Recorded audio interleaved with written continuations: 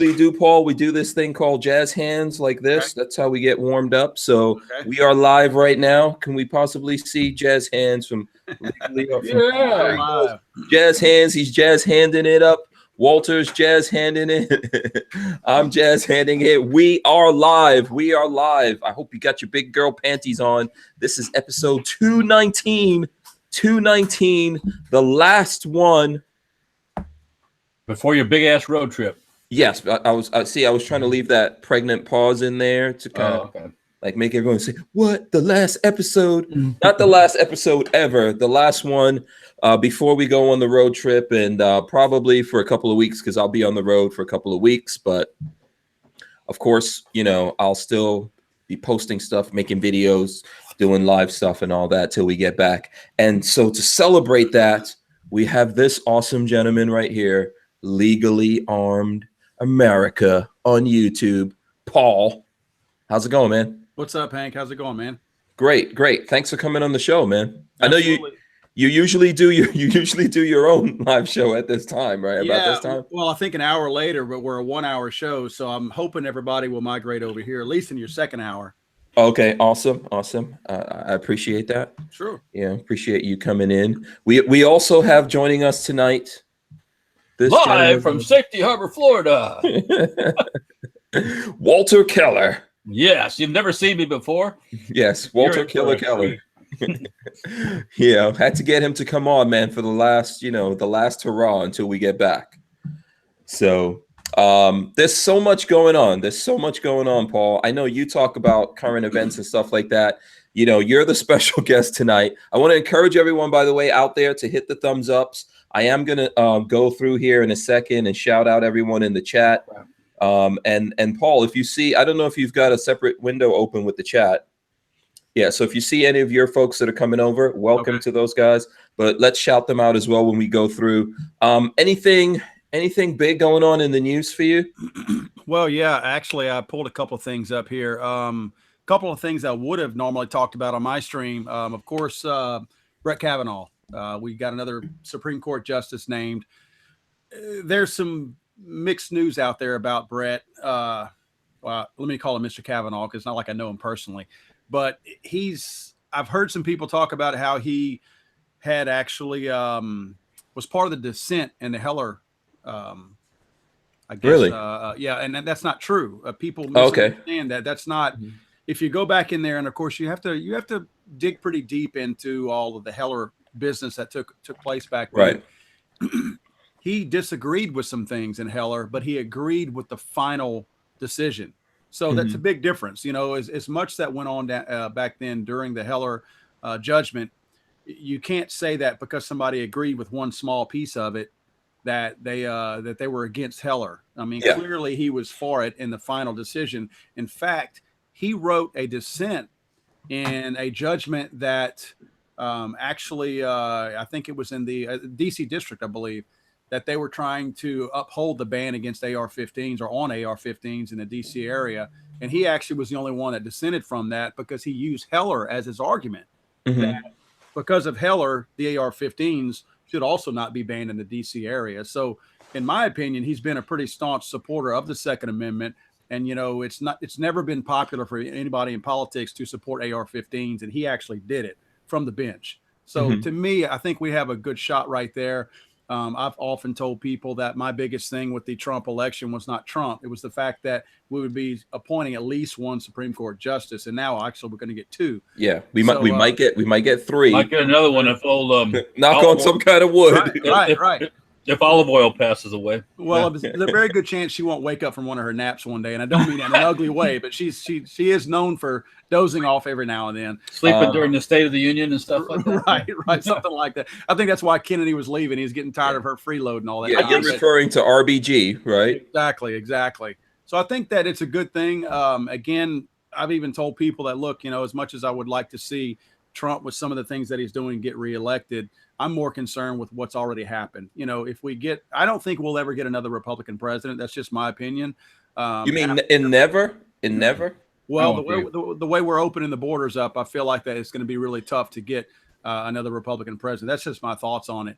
So I feel like as long as we can secure the Supreme Court, I'm at least happy about that. Yeah. Did you want to respond to that, Walter? I wouldn't say never. Yeah. Well, I think I see where you're going. Everything is cyclic. Everything in the world is cyclic. And we're in these big cycles, and like you have peaceful times, and you have times that aren't so peaceful. You have times with peaceful leaders, and you have times with not so peaceful leaders. And I think we're circling back to the not so peaceful time. So, yeah, but we're definitely getting a big, like what's happening is that pendulum swinging, right? And what these guys are trying to do right now is swing that pendulum back the other way. I'm thinking they're hoping the next time Trump runs, they make him a one-term president. I don't know that that's going to happen, but if he gets the second term, then they're going to go into like, you probably have never seen anything like that in your life, because look at what's happening now. I've never seen anything like this ever in terms of the amount of hate. Right. Well, and let me rephrase. If they are successful at their immigration type policies, which they won't be, that would, if they're successful in opening the borders up like they want to, then that would end it. Now, I will say this, which is very unusual for me being down here in the South, close to Mexico. I have a construction business, and a lot of the folks that I work with, probably half of them are Mexican guys. And these guys are very staunch Catholics and very staunch conservatives. It's the most unusual thing in the world to see these people that really believe on a daily basis, just like we believe on everything, and then go pull a lever for a Democrat because the Democrats are saying that, hey, we're for you. It's amazing how the Democrats can rob a cause from somebody and actually steal these voters. I mean, these people are truly not liberals. They're as staunch, probably more conservative than we are. 95% of Mexico are Catholic. Yeah. So ask Black America about Democratic Party. Right. Walter beat me to it. They've been using them like a Trojan since after World War II, and they're finally, some of these people are finally starting to wake up. Yeah. And I don't know.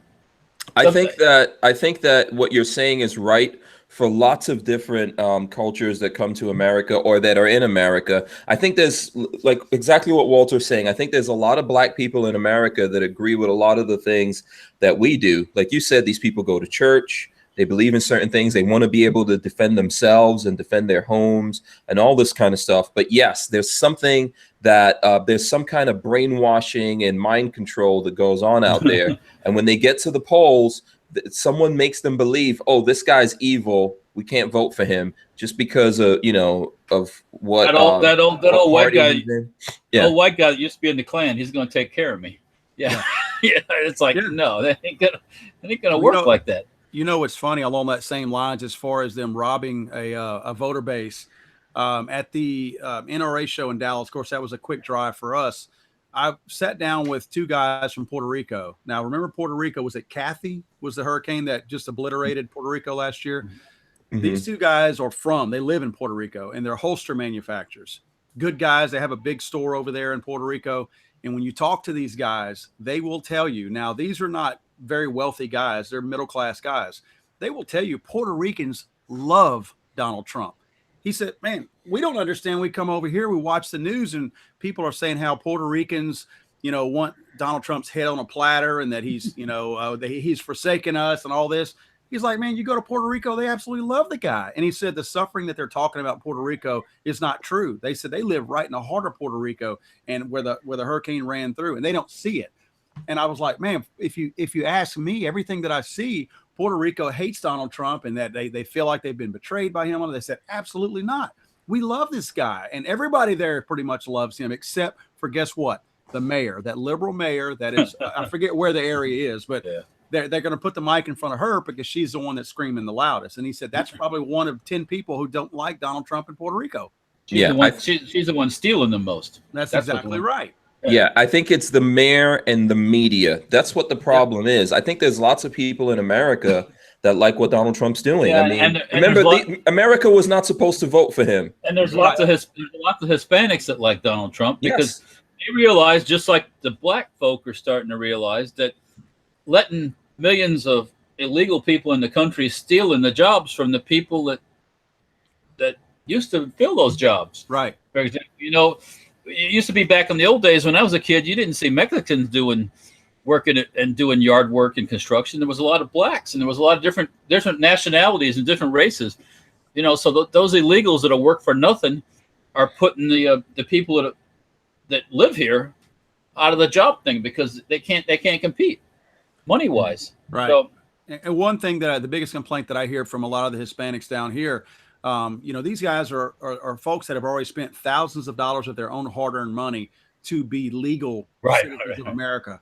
And there's one guy that is a very good friend of mine from Honduras. He's a very good guy, very strong, staunch Christian man. And he's just a good, down-to-earth person, good family man, sends his kids to private school, very, you know, involved in his church. And he's been trying. Now, hear what I'm saying. He's been trying to become a U.S. citizen for 6 years. 6 years.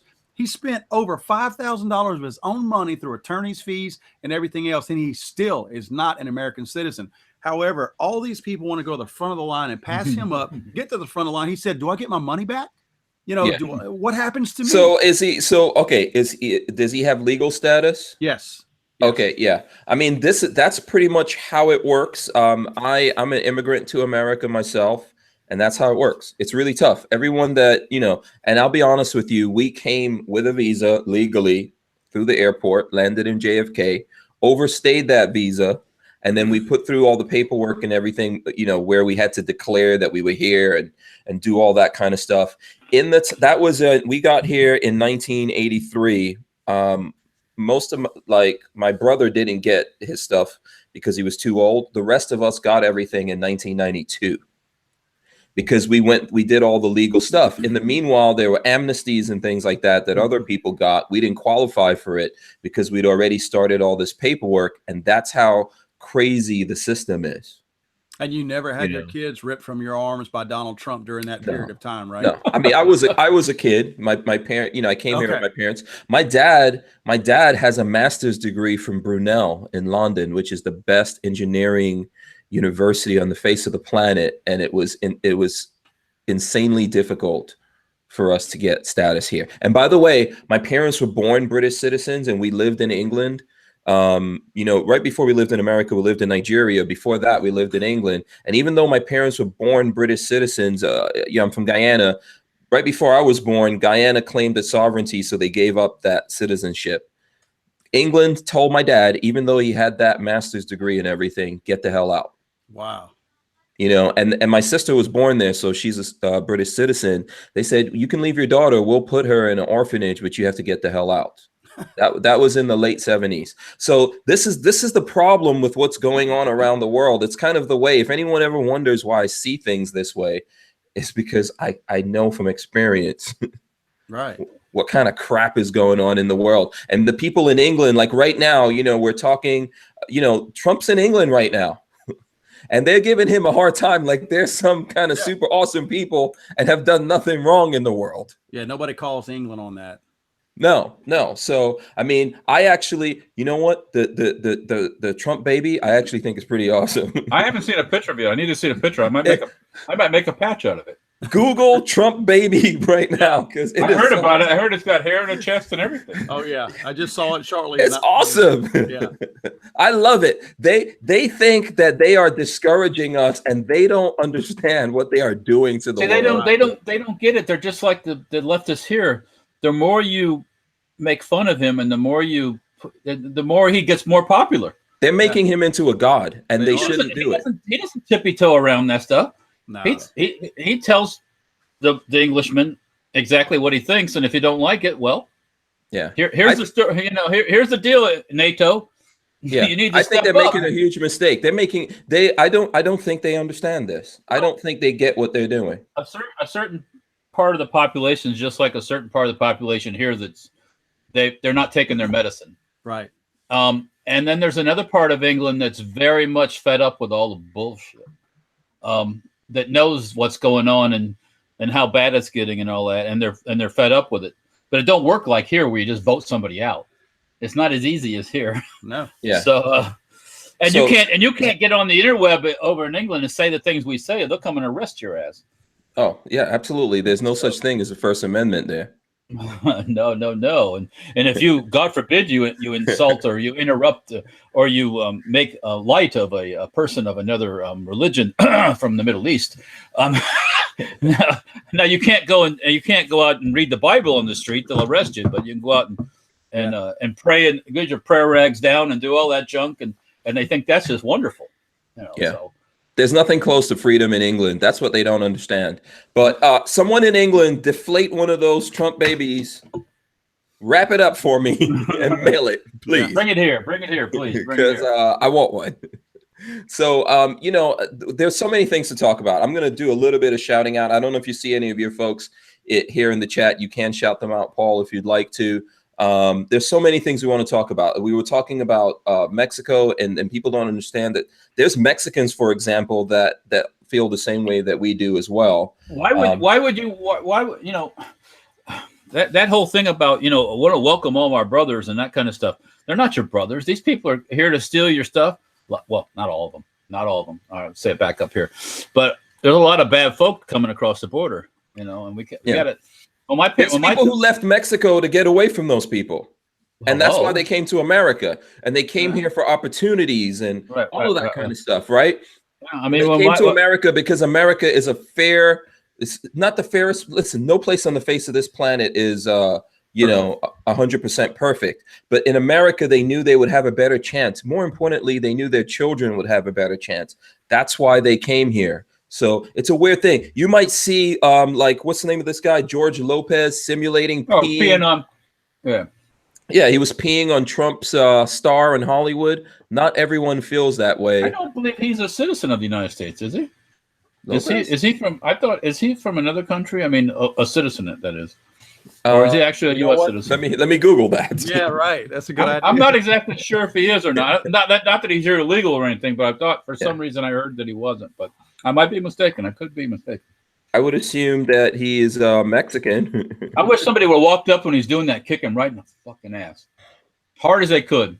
I'm just, that's what some of these people need. They need a good ass kicking. I hate to say it, but yeah. So need something to reboot their computer. So speaking of the Trump baby, I guess, do you have a PG-13 crowd here, Hank? No, we curse. We do whatever we want to do. So all right, here's the meme. Good. If you can see it, the meme that I just saw. If you can see that. Wait a second. Is that that's the Trump baby balloon? Yeah. Says it looks like a shithole to me. Yeah, but that looks like London Bridge and Big Ben and all that. Yeah. Oh wow, that's awesome. Oh, that'll get him riled up. That's awesome. Yeah. So listen, let me first of all, let's answer this question on George Lopez, because I think that's a good. He was born April 23rd, 1961, Mission Hill, Los Angeles, California. Okay, so he's a U.S. citizen. Okay. Yeah. Okay. His parents were migrant workers. So there you go. Oh, so were my grandparents when they first moved here too. Yeah. Here's what we do. Here's what we do with George Lopez. Please, George Lopez, let us know where all your houses are, so that we can use your houses as shelter for all the families coming across the border. They can live. They don't have to be separated. They can all live up in your house. Yeah. You can totally be responsible for them. All that kind of stuff. You want to simulate peeing, whatever you want to do. Back in the old days, I don't know if it is now, but back in the old days when my father's family came from Europe after World War II, you had to be sponsored by someone. Yeah, when we came, we had to be sponsored by someone. Right, and they were sponsored by a farmer in Louisiana, in Natchitoches, Louisiana, who basically sponsored them for labor. Mm-hmm. Yeah, so they lived on the farm and owed their soul to the company store kind of thing, And so my grandfather said, "The hell with that," got the hell out of Dodge. But yeah, so that's how it goes. When we came here, my dad went from being a college professor in Nigeria. He was sponsored by a guy that was starting his own company in housekeeping, and my dad went to sweeping and mopping floors. And I used to work with him sometimes. Worked with him in a whole bunch of different places. Yeah, you do what you got to do, man. There's no shame in the game. If you know what it takes to be here in America, there's no shame in the game. And that's what we're saying. Like, I've never said that there should be no immigration. We need to make rules Everyone follows them. It needs And to be fair, and the good people that are trying to come to America, that America needs, need the ability to come here properly and not be shoved to the back of the line, even though they're doing the right thing. And the rules are the same whether you're from Central America, or you're from Central Asia, or you're from Central Europe. The rules are all the same. It doesn't matter what color you are. It doesn't matter whether you have parents or whether you have babies, all that crap, that sensitivity stuff. No, same rules for everybody. Well, and just like you have to pass the health test like you had to do when my parents came here. If you weren't healthy, you weren't admitted. No. You could be quarantined whenever you try to immigrate into the country. I mean, it wasn't like you just walked right through and strolled across and went to a Burger King or something like that. That's why we have all these weird ass diseases in the country now that we haven't had in years, because you're just letting these people flow in, and it's like, what measles and all these other things with, I think there might be a way that we can probably get Elon Musk to create a wormhole that we put it on the border. Instead of like a wall, we put a wormhole there, and when people go in that wormhole, they just zoop and wind up in England. How about that? They would love that. Let's see. I can't bring a banana into the country, but I can bring a Mexican into the country. You can't bring you'll get in trouble. You'll get thrown into jail by the TSA if you bring an apple in accidentally. But you can drag a Mexican in, or you can drag an Iranian coming through Mexico. I wonder if the Mexican was holding your banana from Mexico, if you could still get the banana in. Oh boy. We've got more of that. Okay, let me really quick. I'm gonna go through here and try to shout out people in chat. Michael Bender, Christopher Williams, Richard Hughes, Boss Hog, The Archangel, Caviar Hound. Let's see, Chris Bullis, SoCal Gunner, Joe Carpenter, and let's see who else we got. Imposter, the Anku. Strange Media Moderator, Gerald Loafers as well, Donna Brennan, and let's see who else. STL Storm Spotter. I see lots of people. Special K is in here. If you see any of your people, Paul, let us know. Greg 98K. I think we have some of the same, the same folks that support both of us. I see the Tyven Show. Shout out to the Tyven Show there. Let's see who else. Who else we got? Larry Fulton, Ridge Runner, Richard Portella, Moobut, Josh V, RTS guy, Lucretia Hughes is in here. Shout out to Lucretia Hughes, Razor JB as well, George Leak, Kenny Van Cleve, Len Holt. Let's see, KS Harris. I'm just trying to go through these real quick. Bragg Mo, Big Mo, Gary Frazier, Dwayne Herman. Lots of people in here. I probably just skipped right down through that, but I see Mike Bryan as well, Cyrus 308, Carolina EDC Reviews from North Carolina, CB, all those kinds of folks in there. Shout out to everyone. If you want a specific shout out, let us know. Let me know. Let Paul know. Let Walter know, for that matter. We're all in the chat.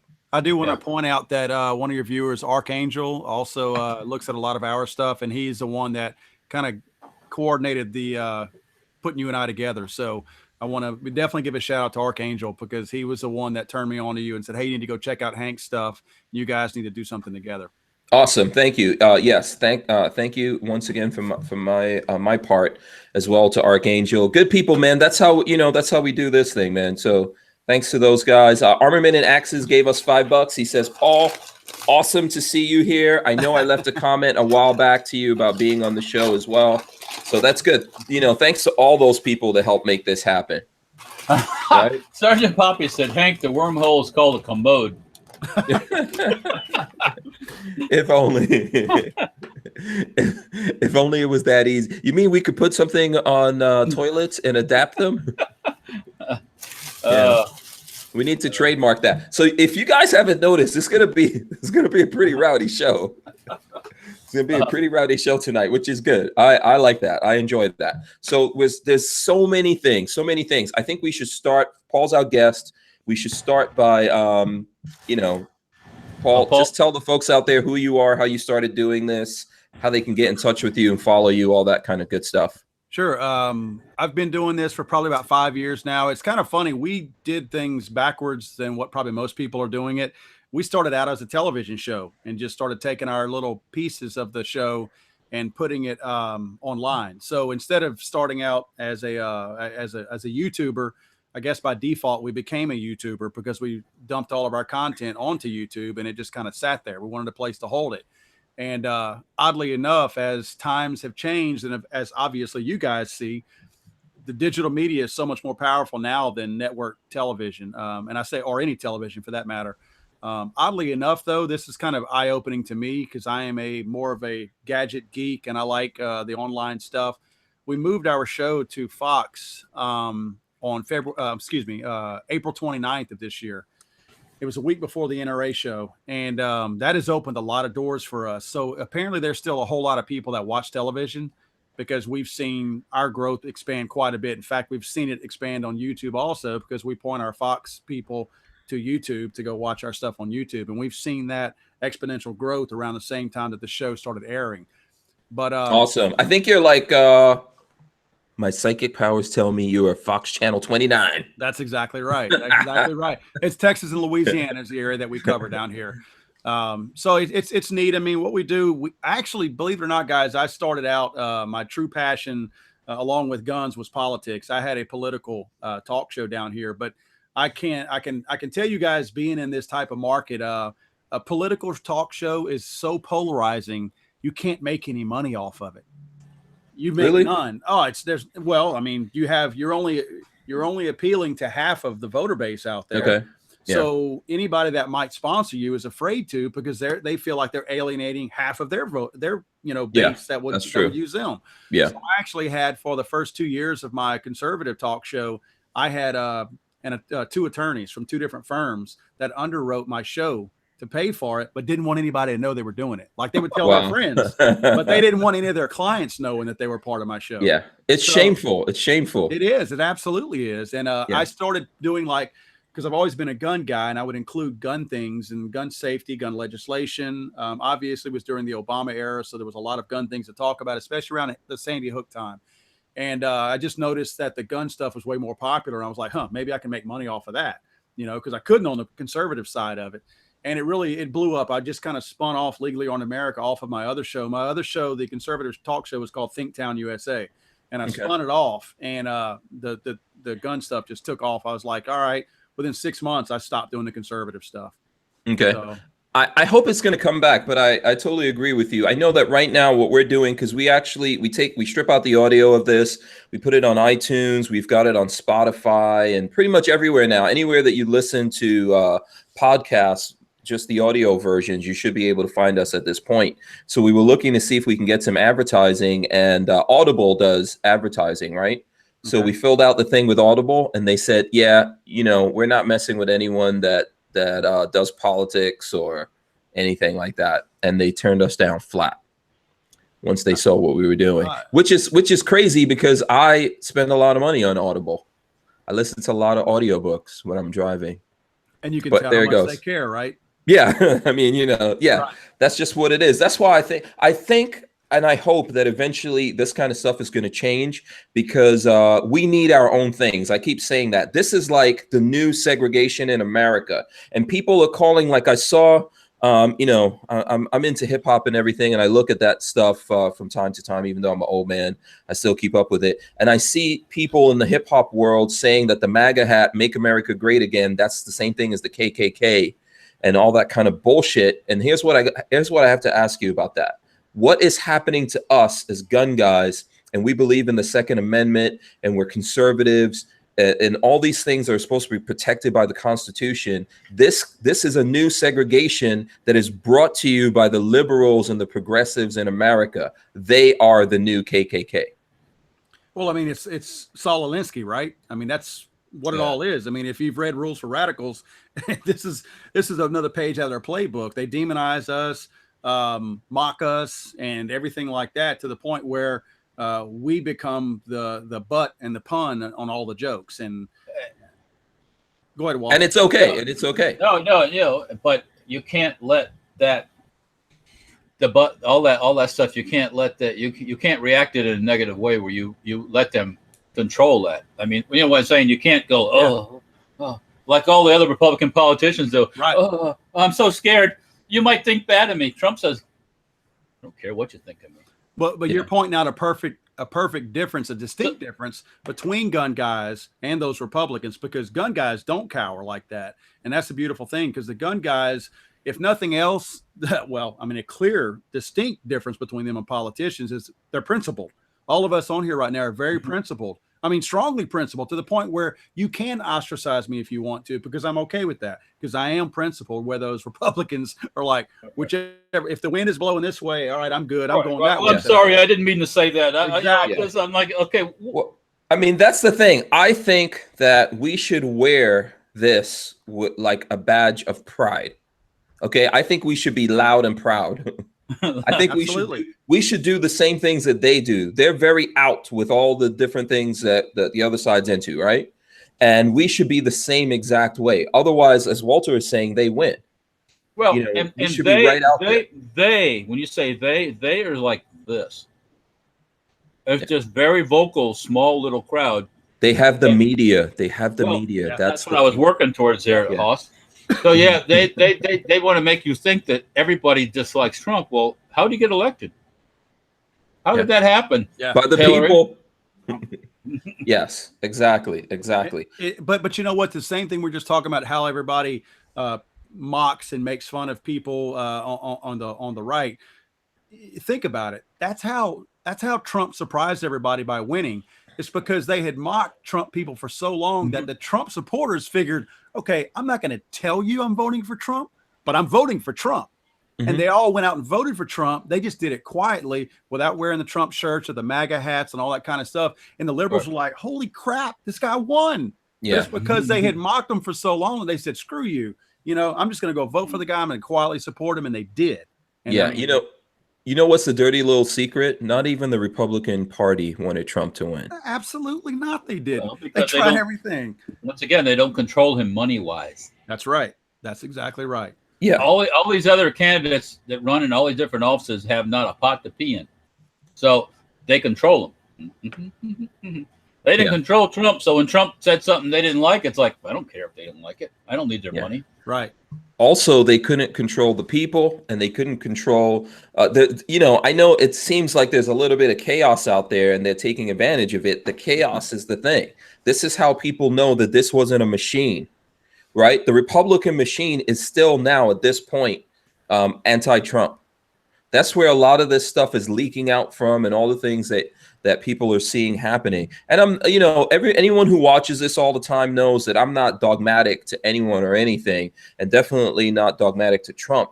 But this is the reality of what happened, that people are tired of it. It's almost like the movie V for Vendetta, if you look at that. Like, people got to the point where they don't believe what the media is saying. You turn on the television, it's discussed. When I get home late at night and some of these late night talk shows are on, and I cut the cable a long time ago, but I still have an antenna, So when I put on the TV, I think The Rock was coming on, and I wanted to watch him talk about a movie.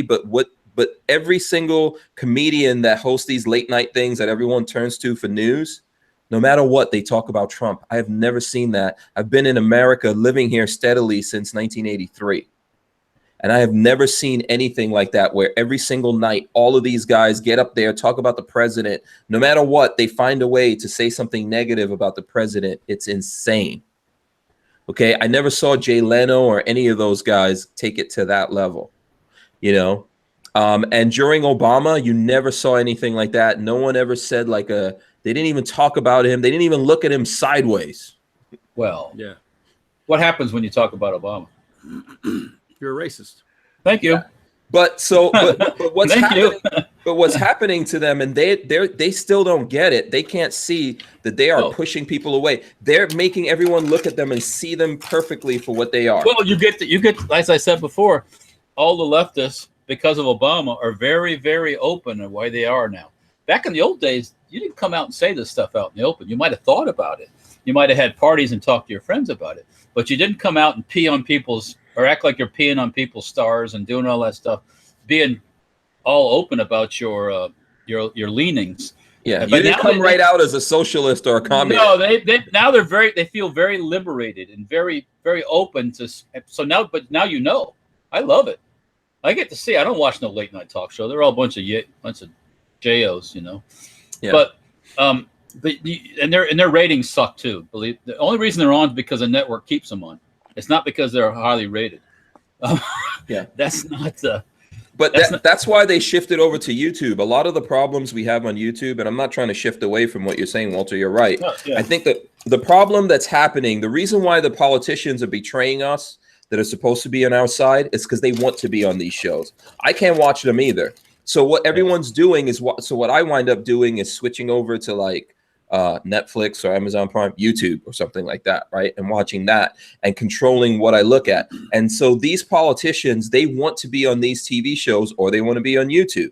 And that's why you see now all these the TV stations and Hollywood, the film studios, they also want to be on YouTube. They want to control it and they want to marginalize our voices. Another thing that really agitates the lefties is the fact that Trump tweets. Tweeting is not supposed to be for Republicans. You are not supposed to tweet and say what you really think. Mm-hmm. You are supposed to be civil, like an Englishman. You're supposed to be civil and not discuss those things in public. Yeah, I don't want to do anything like an Englishman. I know everybody gets all pissy because Trump tweets what he's thinking. But he can't say that. How can he say that? That's not the right thing to do. Was it the right thing to do to cower down and let yourself be done in the backside? No. Like Bush did for years and years and years, as they call him, stupid. No, that's not what you do. You stand up for yourself and tell it the way it is. I agree with you. I think that the problem is the Republican Party was not up on it.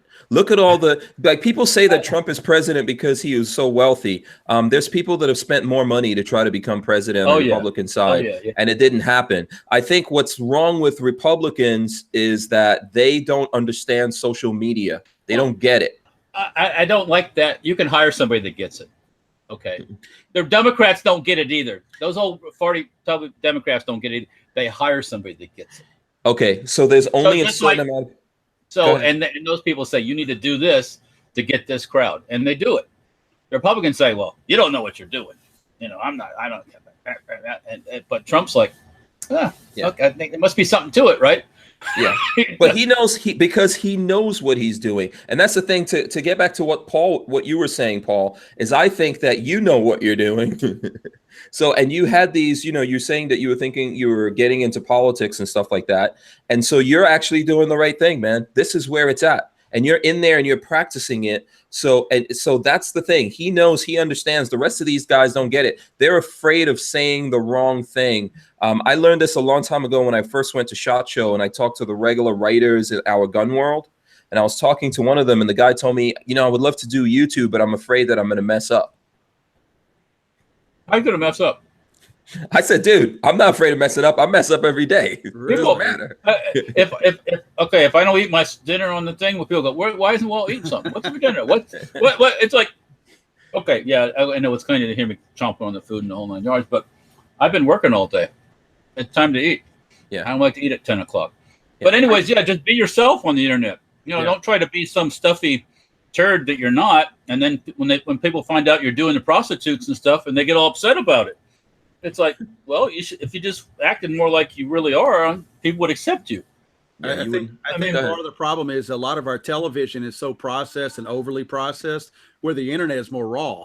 So you're actually getting to see. It's almost like seeing a behind the scenes thing all the time on the internet. Right. We get to really see what people are like and who they are. It's sad when you watch a program, but you have to go online and see what the person is really like, and that's basically what it is. We're more real than they are. That's kind of how I look at it. Yeah, I agree with you. Also, like I noticed you doing it as well, Paul. The audience could talk to you. Right. They could ask you to do stuff and you answer them. Wow, that's like amazing. But that's a big point. There's nothing. It's kind of funny because I guess I should say I was more taken aback how the live stuff was so entertaining and attractive to people when I first started doing it, because I didn't realize how much people valued engaging the person that they were watching. Because I never saw the value personally. I never saw the value in that. I never watched somebody so that I could give them a shout out or talk to them or put a comment that they would acknowledge.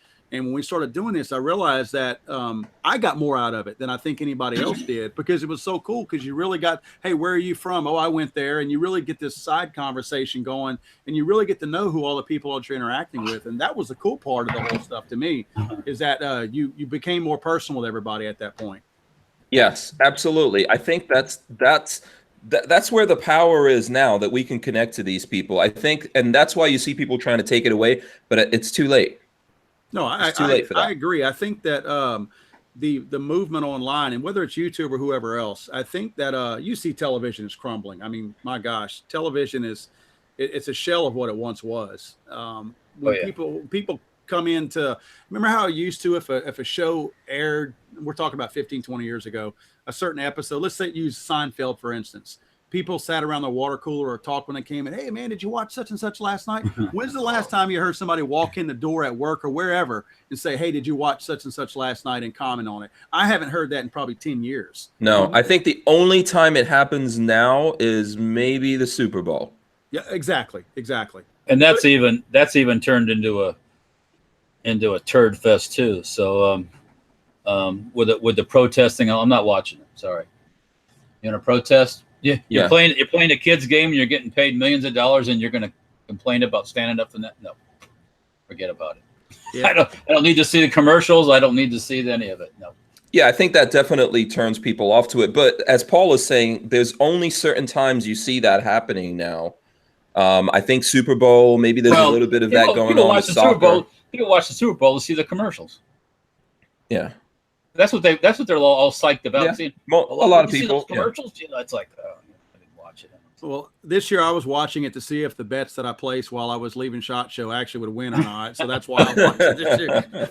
Did you win? 4 out of 7 won, actually. Yeah. Oh, cool. And you know what's something that's actually kind of cool is that I didn't realize this. I guess I was a little naive about the whole gambling, which is kind of weird, because in Louisiana you can do almost anything except bet on sports. But if you get your printout of your ticket and take it back home with you, because you placed the bet in Las Vegas, you can mail your ticket, your winning ticket, back to Vegas, and they will mail you your money back to you. Oh, that's cool. Oh, that's awesome. Very cool. I never knew that. That's never cool. knew that. Yeah. Yeah. When before the elections, I was actually like right before the elections, I was in Vegas with a friend of mine. He was betting on the elections, man. Oh, wow. Oh, they bet on everything. Yeah. Because remember that Irish thing? Because everyone goes to looks at what the Irish betting things say.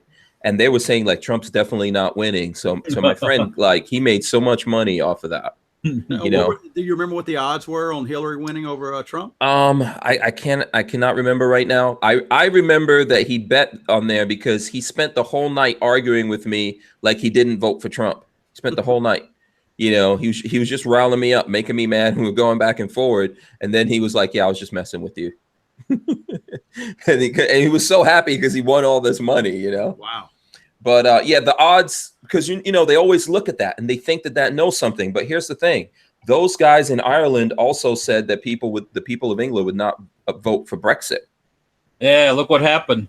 Yeah. Oh, imagine that. Oh, well, only 30% of the population voted, or less than that. That can't be what people really feel. Well, why don't the people vote? If they're so feeling, why don't they get out and vote? Yeah. Yeah. Someone probably knows those odds. Someone probably someone probably knows. You hear what Trump said? You know, Theresa, the Prime Minister May said that, you know, you have to do this trade deal with the UE, and he goes, "I'm not doing no trade deal with the UE. You're getting out of the UE, right? Yeah, I'm gonna do the trade deal with England." Yeah, they're trying to slow that down. They don't want to do Brexit. So Brexit has not actually happened yet and may not happen, actually. The money people don't want to do it. That's why, because England's a contributor. And, you know, like I said, in the UE, the countries that actually have some kind of industry support the ones who don't. And, you know, like the new Eastern European, you know, free countries and stuff like that. But, yeah, that's just a bad deal all around for all the people, because one little group of drunken old men tell everybody what they're going to do. You know, you see that one UE guy that was stumbling around after they came out of some meeting. He couldn't hardly walk. No. You know? Yeah, he's like the head guy. He was all drunked up. Not and surprised. Trump and Melania walked way ahead of him, stayed away from the UE people. They walked really? by themselves. Oh, yeah, they stayed way ahead of him in the crowd. Yeah. Yeah, I'm not surprised by that. There's lots of craziness going on over there. Okay, so let's see. I want to remind everyone to hit the thumbs ups, guys. Also, even on our panel, if you guys if you guys can hit the thumbs up, Walter, Paul, that will be good. Yes, let's get everyone hitting the thumbs ups here. And let's see. Let us know what questions you guys have for Paul and Walter and myself. Things you want us to talk about, have a conversation with. I know there's probably several people in here that are crossover audience between all of us, and there may be things that you think in your mind like, wow, I would love to hear what these guys, if they were sitting down talking about this or that, what they would say about it. Let us know. I'm sure we don't agree on everything. We'll look around to see. I'll look and see what new stuff. There's a bunch of different news things going on. We can talk about some things we have in common as well. Walter, Paul's a Jeep guy. He's a Jeep guy. I know that. I haven't gotten to that yet. Yeah. I'm a military vehicle guy, so okay. But I have one of the guys that works for me today, young guy. He's a Jeep guy, Jeep guy, and a military vehicle guy. But he's constantly buying and selling axles. He's always looking for axles, big ones, small ones. And today he borrowed my trailer today, and he had 5 on my trailer at once. Plus he had 2. Plus he had 2 more sitting on the ground on a pallet waiting to get. So yeah, he's a wheeler dealer. So yeah, I like that stuff. Lord. Yeah. Oh yeah. He's a young guy too. Does he have axles.com or used axles.com? Right. He's constantly doing the Craigslist, Facebook marketplace, all that stuff. Just constantly working the buying and selling stuff. So it's cool. That's how you make money. That's our weaknesses, right? Well, as long as you can make a little money at it, as long as it doesn't take you into the poorhouse or the crazy house, Every man must have his obsessions and his vices. Well, I don't know if Jeep axles is a vice, but it's a little bit of an obsession. It takes a special kind of dude to be out there specifically getting like Jeep axles are the least sexiest part. Let's say truck axles, because he had full size Super Duty axles today and everything. So yeah. He's always looking to make a couple extra bucks, and that's what Steadley says axletrader.com. Yeah.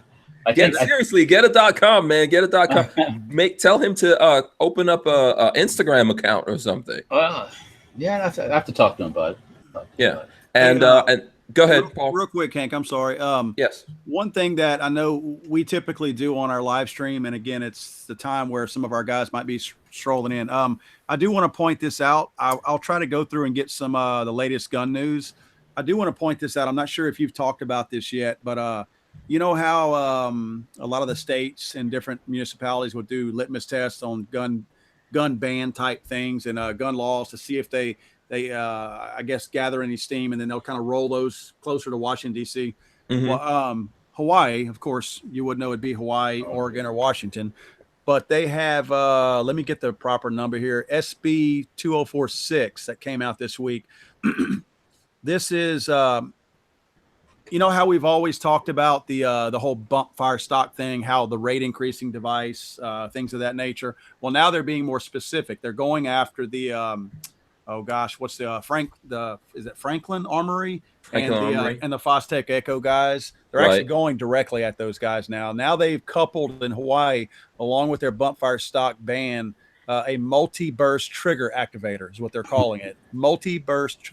Think of the T-shirts that are going to be made after this one. Multi-burst trigger activator is what they're trying to ban also. So they've gotten specific about bump fire stock, multi-burst trigger activator, and trigger crank is what they're trying to do a prohibition on. So I think that's important because, honestly, we laugh about it, but what kind of steam is this thing going to gain? And by using that wording that they've introduced into this, how long does it take before that's introduced into Washington, D.C.? And we do have midterms right around the corner. So things like this are important to me because I do feel like they'll come up again. We will hear them again.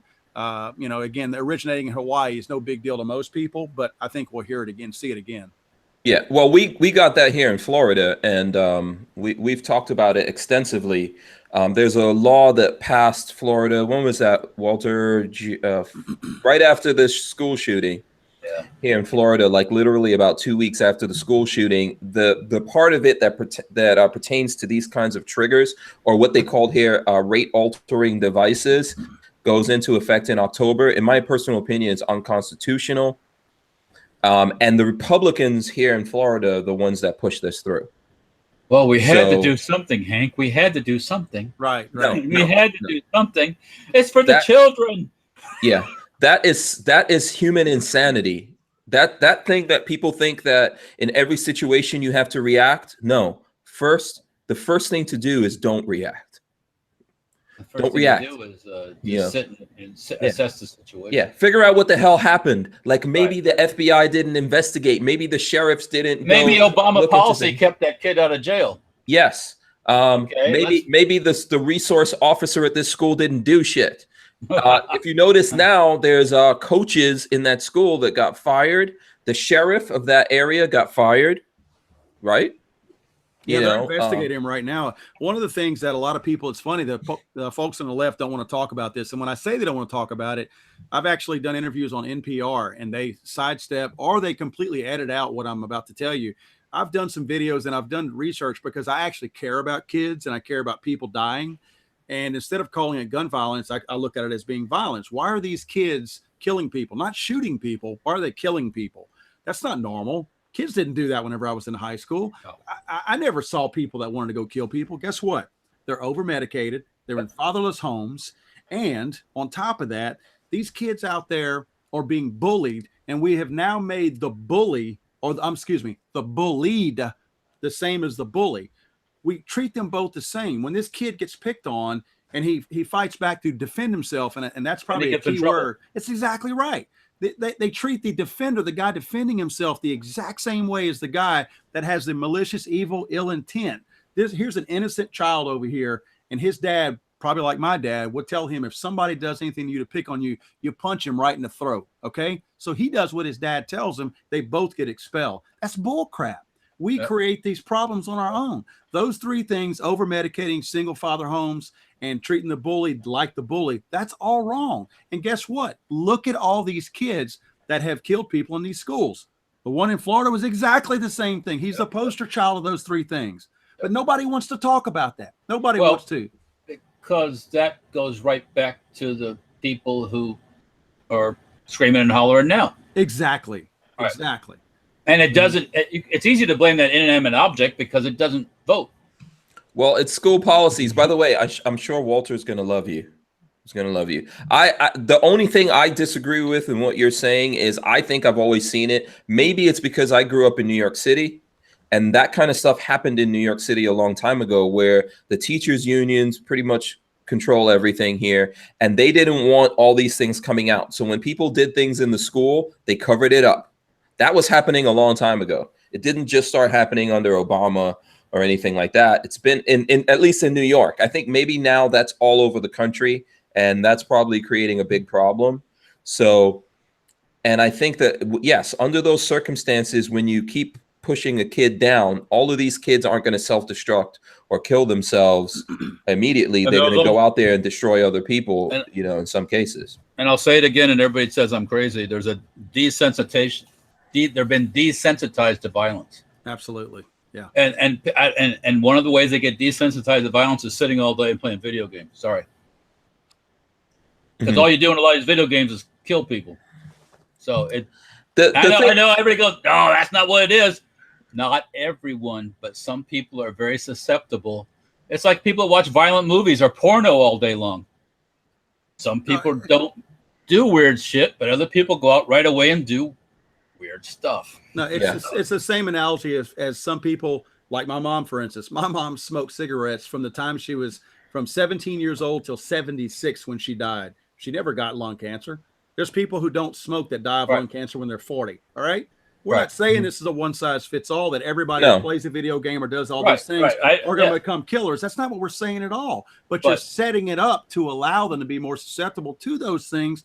Because let's face it, not everybody has the willpower that we might have, or anything like that. I mean, or the home learning is called, where they had somebody saying, "Hey, that's a bunch of crap. Don't look at that stuff." Yeah, I think also some people, human beings, like we have this thing that every human being that's born is equal, and that's not true. No, absolutely not true. Everybody's not designed to go to college. Everybody's not designed to work in a high tech environment. Some people are supposed to lay bricks. Some people are supposed to design software. And yeah. And some people are hardwired that if they see movies or they play video games and things like that, it affects them adversely. And the rest of us shouldn't necessarily lose the right to different forms of entertainment because of that. But some people are hardwired like that. And here's the thing, though. Here's the thing. You can see these people. You can say that about rap music, too. You could say it about anything, man. You could say it about dancing, right? Remember back in the day, people weren't allowed to dance because that's the devil music, right? I mean, you could say that about anything. But here's the thing that happens. These people who are broken, we can see them. We could see them clearly. You know, in the case of what happened here in Florida that made all Floridians lose their rights and have their the Constitution violated. These people saw this kid coming. Oh, he was on the radar long before it happened. Yeah, they saw this kid coming, and it was blaringly obvious that this was a broken human being living in Florida here, and we did nothing about it. And it goes all the way up to the FBI that could talk a whole bunch of shit about other people, okay, but didn't do anything. So, by the way, Roger Kaiser says, "Made it, Paul," and then I'm sure there's I'm sure there's a whole bunch of other people. If you guys see anyone else in here, shout them out. Thanks for being able to make it. Almost 8 o'clock. Okay. Yeah. So I don't know. I want to add to that point, Hank, that you just made about the people that were in error, the FBI, the school, and all that. All of these organizations that failed were government organizations. And all of them were taxpayer-funded organizations, and every one of them failed. And by the way, not the first time. Right. Yeah. Right. And with no repercussions. Right. Well, nobody gets fired. Well, that's the whole point. That's why nobody on the left wants to point out where the true fault is, because there have to be repercussions. Somebody's going to, well, of course they don't lose their job, but a head has to roll when something like this happens. It's so much easier to blame a gun than it is to fire Nancy over there, who didn't pass anything. What was it? The field office in Florida never got the some of the messages that were being handed down from DC. Is that what I read? Yeah. It's been so long since then. Right. I think some things from the olden days need to be reinstituted, and I think heads should roll literally. I think when you have the FBI fails like this, someone at the FBI should literally go on the firing squad. Well, it would get them more in tune to being. Stop failing the people. Stop. Like if you look at this guy Strzok or whatever, he's saying all kinds of shit. He's talking about how like deplorable. And he's smiling and just. But listen, he is saying all this horrible stuff about Trump, right? Who's never done any of these kinds of crimes or allowed anything like this to happen that this guy allowed to do. The guy who's saying it was cheating on his wife, texting his girlfriend, saying some stuff about Trump that he says we're all misconstruing. Meanwhile, the FBI they are so not busy that they can have girlfriends and do get up to all kinds of shit. But none of this is their fault. There's no one over there paying the price, and I think people should start paying the price for this kind of stuff. Well, the irony of Strzok is that he said that he kind of made the point that everybody has political feelings and political views, but I drew that line whenever I was at work, and I'm thinking to myself, well, wait a minute. They've already shown 4,500 and something texts that you made to your girlfriend while you were at work. So clearly you didn't separate work and your personal life. I think he was drawing that line right to her punani. Right. You know, he must have a powerful vajayjay, you know what I'm saying? I mean, it's like, I was watching it like, this guy is not talking about Trump. Like, Trump is the most horrible person on the face of the planet, but he's awesome. That right there, that's where this guy lost me. And then he's bragging that he still has security clearance, which I think they said they gave him security clearance so he could testify. This is insane. These people, heads do need to roll here. We have to stop having this kind of crap happening in America and people getting away with it. There's no accountability. If something doesn't happen, then it's just like every other banana republic. Yeah, that's exactly right. And it doesn't apply to you. You don't get away with it. You'll go to the jail with Bubba, but he gets to sit there and laugh and make light of things, you know, and it's like, okay. He'll have a spot right next to, Clapper and Brennan on MSNBC any day now. I guarantee that's his next gig is going to be on MSNBC. I don't think these guys, in the end, all of them are going to walk. Just you be patient. They're letting them set their own setting the trap. I think Strzok is in the same category as Stormy Daniels. That's why I was talking about it yesterday, because I think that it's, and here's why I'm going to tell you. If they really try to do anything to this guy, he's going to say that Trump's beating up on him. So what? Okay. You know what I would do with Trump? I get what you're saying. And say, so what? Walter, I get what you're saying. When they change the I mean, like Stormy I Daniels, guess what? Stormy, you get paid to get naked and do things to people, right? So we're supposed to believe you? Yeah, I don't know if Trump does Trump get a percentage? You got naked. We did things. That's the way it works. I would want a percentage if I was Trump, because she's doing all these shows based off of that. Absolutely. Residuals, baby, residuals. Well, you know, she's digging I'll take those residuals. She's digging her own hole, you know. Yeah. Z50 says you have a new subscriber, Walter. He's subscribing to you now. He's feeling you. Welcome to the crazy train. Yeah. I think though, a lot of these guys, if anyone tries to do anything to them serious, they're gonna go, "Oh, the administration's beating up on me. Of course, they're punishing me." And then, like Paul says, MSNBC, CNN, one of these people be like, "Oh, we got you. Come over here. We'll take care of you." Oh yeah. Go to the worst rated things in the whole world. Yeah, go for it. Yeah, I guess, whatever. Yeah. So there we go. Okay, let's see. Maybe along the lines, I don't know if anyone has any other questions or comments here for us. Like everyone, keep an eye on what's going on here. By the way, I don't know if you guys can see this, but Lola's behind me working. She's working on the newsletter, which should be going up soon. Newsletter? Yeah, the news. We put out a newsletter every Friday. Oh, okay. So everyone that goes and subscribes to hankstrange.tv, every Friday we send out a newsletter. And Lola's working on that right now. And by the way, there's going to be some new giveaway stuff going on out there. And also, before I forget about this, look, do you see that beautiful holster right there? Okay, yes. Michael Bender, he won this holster from Safety Harbor Firearms. He no. It's not from me. I'm sorry, from not from me. Sam Andrews. Lola's correcting me. Sam, it's from you a little bit, Walter, too. Take the credit. From Andrew's Custom Leather, excuse me.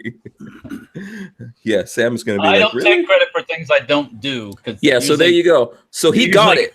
That's good. Yeah, he got it. Like people, we want to give away things to people here. So he got this beautiful holster from Sam Andrews. He got that today. And in the newsletter that Lola's putting up, we're going to be giving away another holster from Sam Andrews.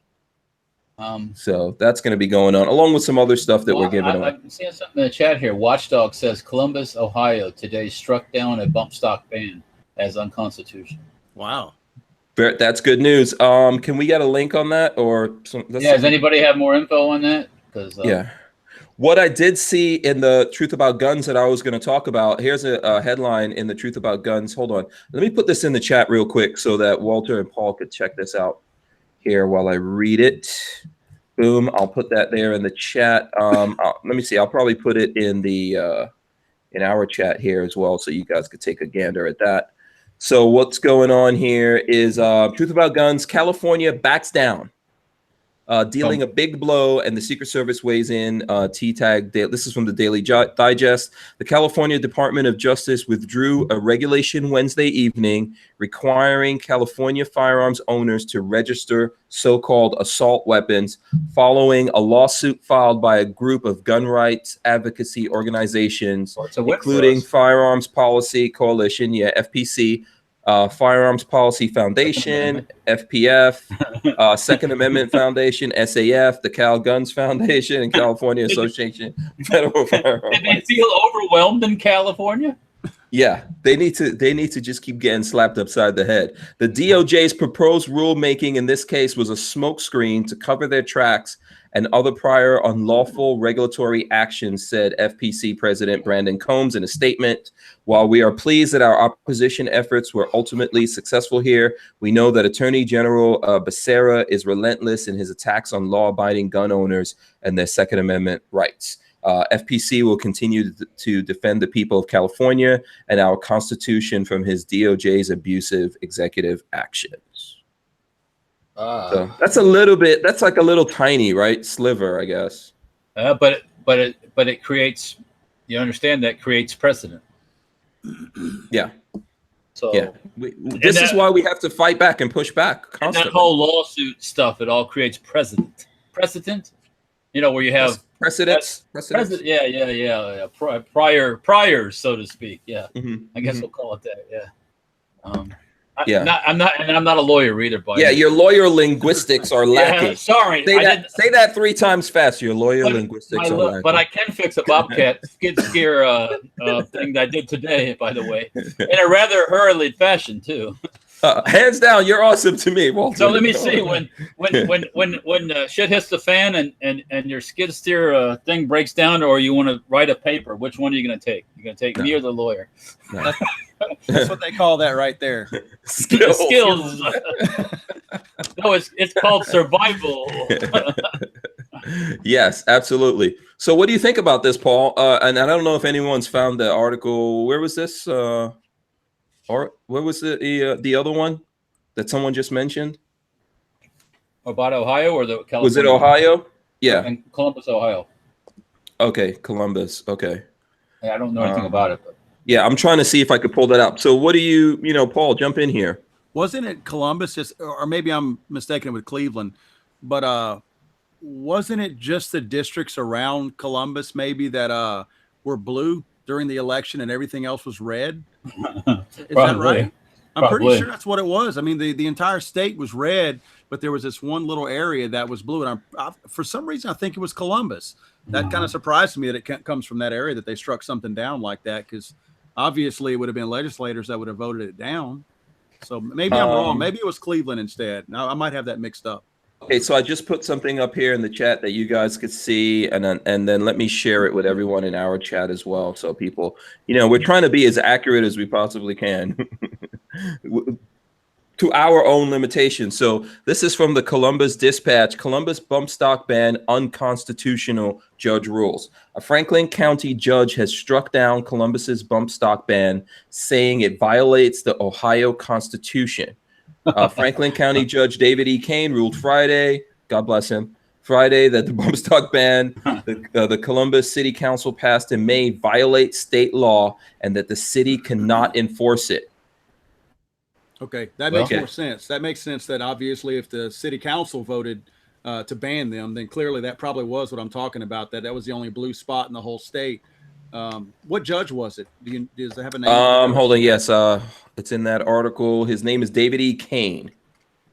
It goes on to say Kane ruled that a separate ordinance that makes it a misdemeanor to carry a gun while under disability in Ohio does not conflict with the state law and can be enforced. Okay, that I don't understand.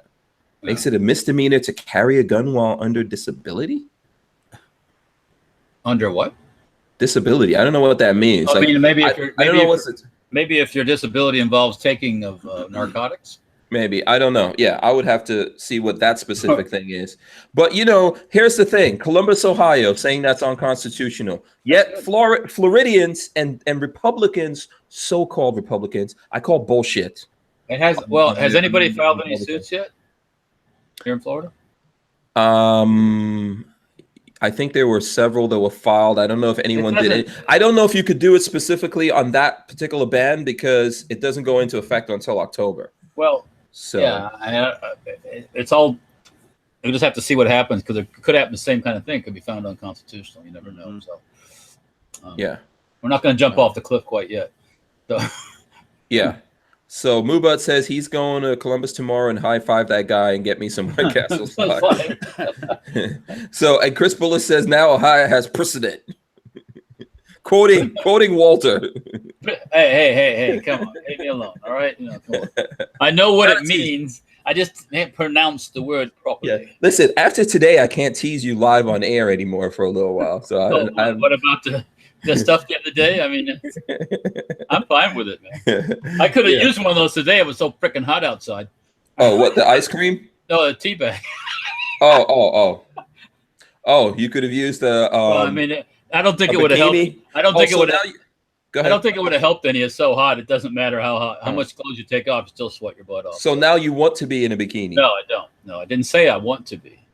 Oh, okay. Because I was going to do a mock-up of you in the bikini. No, don't do that. And then I was like, Walter's not going to like this mock-up. So I wasn't aware of the dress code, so There isn't any.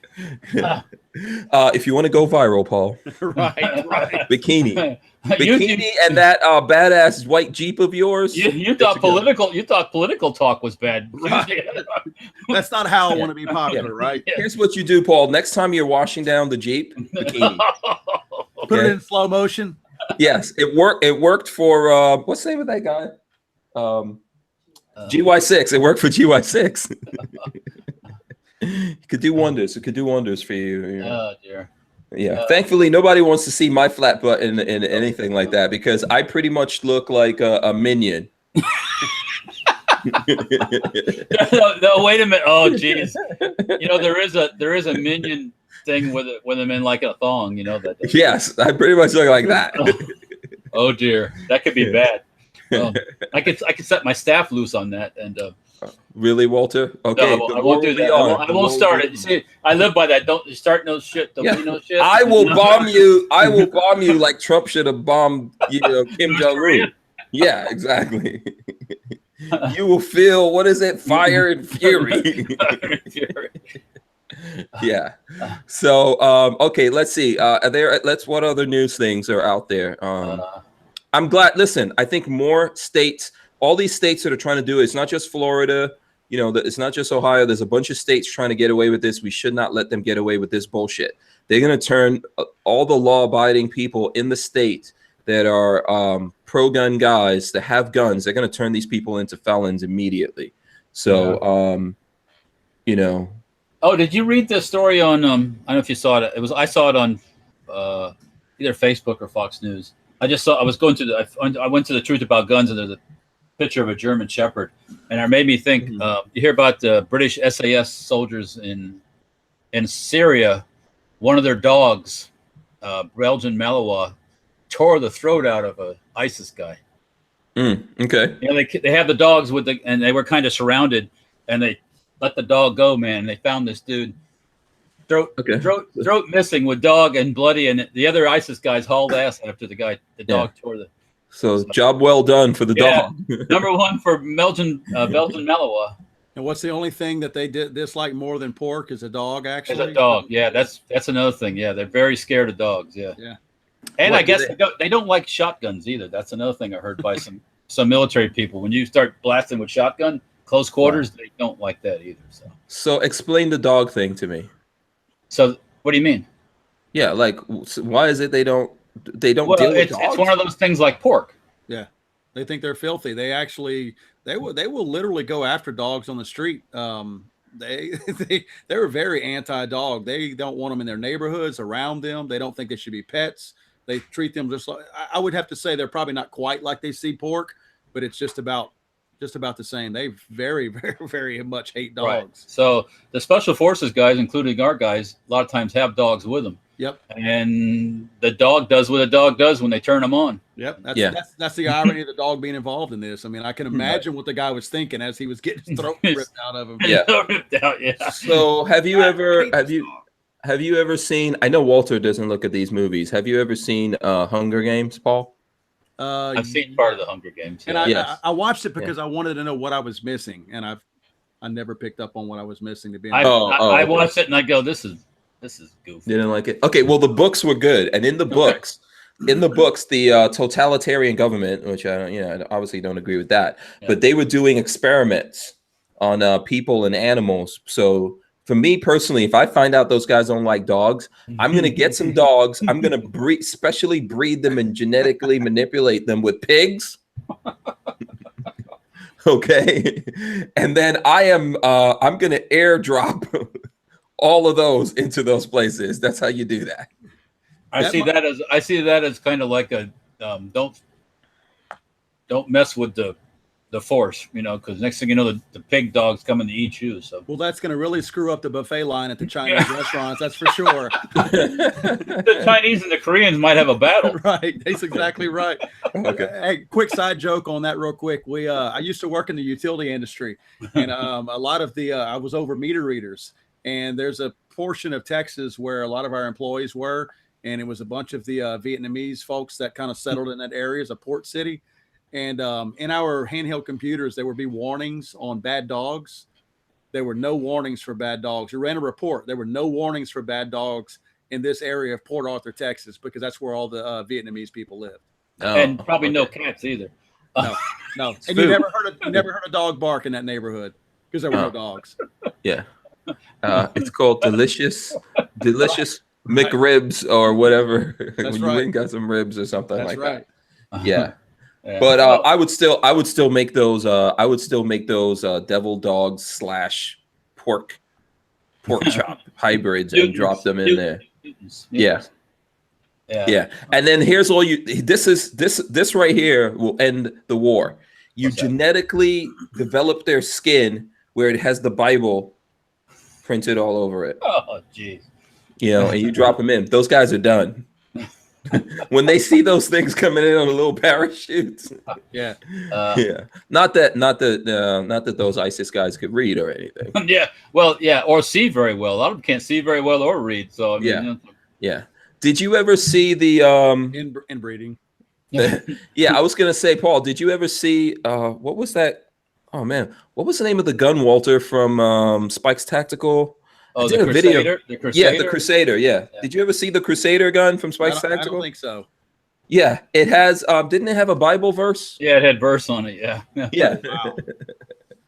Yeah. So the idea was that this is a gun that they won't pick up on the battlefield. The problem with that is you have to be able to read. Yeah. Right. Yeah. And I don't think they're gonna read first when they see the gun, but yeah. So good thing those. You know what? Listen, at this point, a lot of those guys. I don't know if they started aiming yet, but a lot of times I see stuff and it looks like bad guys from bad '80s movies because they're not even aiming. Yeah, sights on AK-47s haven't been used in years in the Middle East. Yeah, those have no use, wear and tear on them whatsoever. But that's a good thing. Right. Yeah, that's a good thing for us. Okay, Paul, any other new stuff that you want to? I'm flipping through right here to see what else I could see. Yeah, I'm not looking at somebody else's live stream. I'm actually trying to read this stuff myself to see if there's anything else out there. I don't. Yeah, what delicious. It's pretty quiet right now in the gun world. Wouldn't y'all agree? I mean, there's not a whole lot that you hear going on right now. No, not too much. I think gun sales are going down a little bit, but they're still high. I know I saw something about that. Yes. Yeah. That's the expected thing around this time, right? Yeah. I mean, you figure summertime is always slow. Correct. I mean, they cuss this time of year all the time, probably at least down here. What is it? Early July still, probably at the end of this month when everybody starts doing food plots and things like that for deer hunting, we start to see them spike. In fact, I think I saw Beretta has a new A400, I believe, coming out, new shotgun. So that's being timed to be released around the perfect time, if it's not already released, for duck hunting and teal season and all that down here, which is early September. So August should be pretty busy. It starts spiking back up a little bit. Okay. And then, lest we forget, everyone should go to Legally Armed America on YouTube. It's YouTube/Legally Armed America. Make sure you hit the subscribe button. It's also Legally Armed America on Instagram, right? Correct. Okay. And then on Twitter, it's a little different. Legally Armed USA, because Legally Armed America was too long for the handle on Twitter. Okay. All right. Cool. All right. So let me see if I can pull up on the firearm blog. I see this thing from Noble Empire here. Let me see. I'm gonna put this up there for you guys to take a look at this. Oh, the plastic. Yeah. Here, I'll throw it up here in case Paul wants to see it. So basically a 3D printed. Noble Empire launches non-firing 3D printed firearm replicas. Plastic gun. Yeah. But non-firing. Well, wow. Plastic up the toy gun. But all the parts, yeah, very cool. We forgot. They used to make toy guns. Remember that? I don't know if you had any of those when you were a youngster. Yes, you had real guns probably someplace, but where you lived. But no, I had like cap guns and stuff like that. Yeah, but when I was a kid, that's what you got. Yeah, it gets you a plastic machine gun or a cap gun, and you want the one that's loud as possible. To be the most annoying thing in the world. And But yeah. So what kind of cap guns did you guys have 300 years ago? 300. It was only 275. Do you think? I don't know. Like, did you? Because I remember the cap guns that it was like it's Paper a tape? roll. Yeah, it was a wrapped roll Yep, of yep. red with the little gunpowder dots Stay- on it. Stay right where you're at. Stay right Yeah. where you're at. Oh, don't tell me. Yeah, Walter has some of those. Did you have those, Paul? Yes, and I was addicted to the smell of them. When you fired them, I used to huff the smoke from those things whenever after you fired them. I love the smell of those caps being fired. Yeah, those were awesome. Those and so like I remember having the little cowboy, like the little basically There you go. there you go. Yeah. These are These actually, they're called Texan Junior. So it's a cap gun. You know, you put the roll of caps. So let me open it up there. There you go. Put the roll of caps in there. Nice. And as you pull the trigger, it feeds through their little mechanism that feeds up to there, and pop, pop, pow. Yeah. Yeah. I have these actually have a holster set and everything. Nice scroll work on it. And so do Yeah. you have the caps for that? Do people still sell that? I think you can still get that stuff. I don't have any myself, but my grandfather, who used to do a lot when he was up in Illinois, did a lot of like antiquing and buying and selling of stuff. He got these for me when I was a kid, so I got the leather holster and the whole 9 yards to go with them. So Now point the barrel at the camera. Let's see the barrel. Look at that. a big open hole there, and There's no no orange. That's what No orange on the end for all you scared of your shadow type people. Yeah, Nazis. Nazis. See back in the day, you didn't point guns at the popo. Right. Because first thing, the popo would knock you out before they shot you, or they grab you by the scruff of the neck. But no, you didn't do that stuff because you knew better. Yeah. Not now where you run around the neighborhood And scroll works better than most modern day Kimbers too. Yeah. And Len Holt says engraving. What? I can't skate. If that's not scroll work, I thought it was scroll work. Am I wrong? Am I saying that wrong? You can call it scroll work. You can call it engraving. You can call it whatever you like, Hank Strings. Oh. I'm not. All right. Well, I'm just trying to find out what is the proper nomenclature. Well, it depends on what your nomenclature is, I guess. But anyways, yeah. So I have a pair of these beautiful cap guns. I have some other ones too. Back pre, when they didn't make things out of zinc die cast. The old cap guns were made out of cast iron or cast steel. Yes. I've got some of those too. People collect them actually. So I remember those heavy ones because me and my brothers used to hit each other upside the head with it. That brings up something. I remember I remember those very well. And my brother Walter, there's this story that's very famous in my family. When we were living in England, we used to walk to school every day, and we would get like some money or whatever to buy candy or something. Right. So my brother, he's my older brother, he convinced me to spend all the money buying those caps, rolls with the caps in it. So we bought a whole bunch of these things, and then my brother basically got some wiring and stuff like that and made a bomb on our bed in our bedroom and basically blew up the bed, and the bed was on fire. And my mom comes in there and beats the living daylights out of beating coming on after that. Yeah. That reminds me, you could take those roll of caps and hit the whole roll with like a hammer. Yeah. That was rather explosive too, actually, when you set them all off at the same time. Yeah. So those back in those days, there was no such thing as child abuse. Well, as I say, I was never abused. Usually when something happened, I usually did something to make it happen. It wasn't like I was just an innocent just standing there and all of a sudden I got beat. No. We earned most of our butt kickings that we got. When I got an ass kicking or swatting with my mom would grab whatever. She'd grab a brush. She'd grab whatever she had close by. I usually did something. We had a belt that hung in my parents' room that nobody ever wore. Except your ass. Why? The belt was sacred, or the belt? It was sacred, all right. It was cursed. Oh yeah, absolutely, it was. Yeah.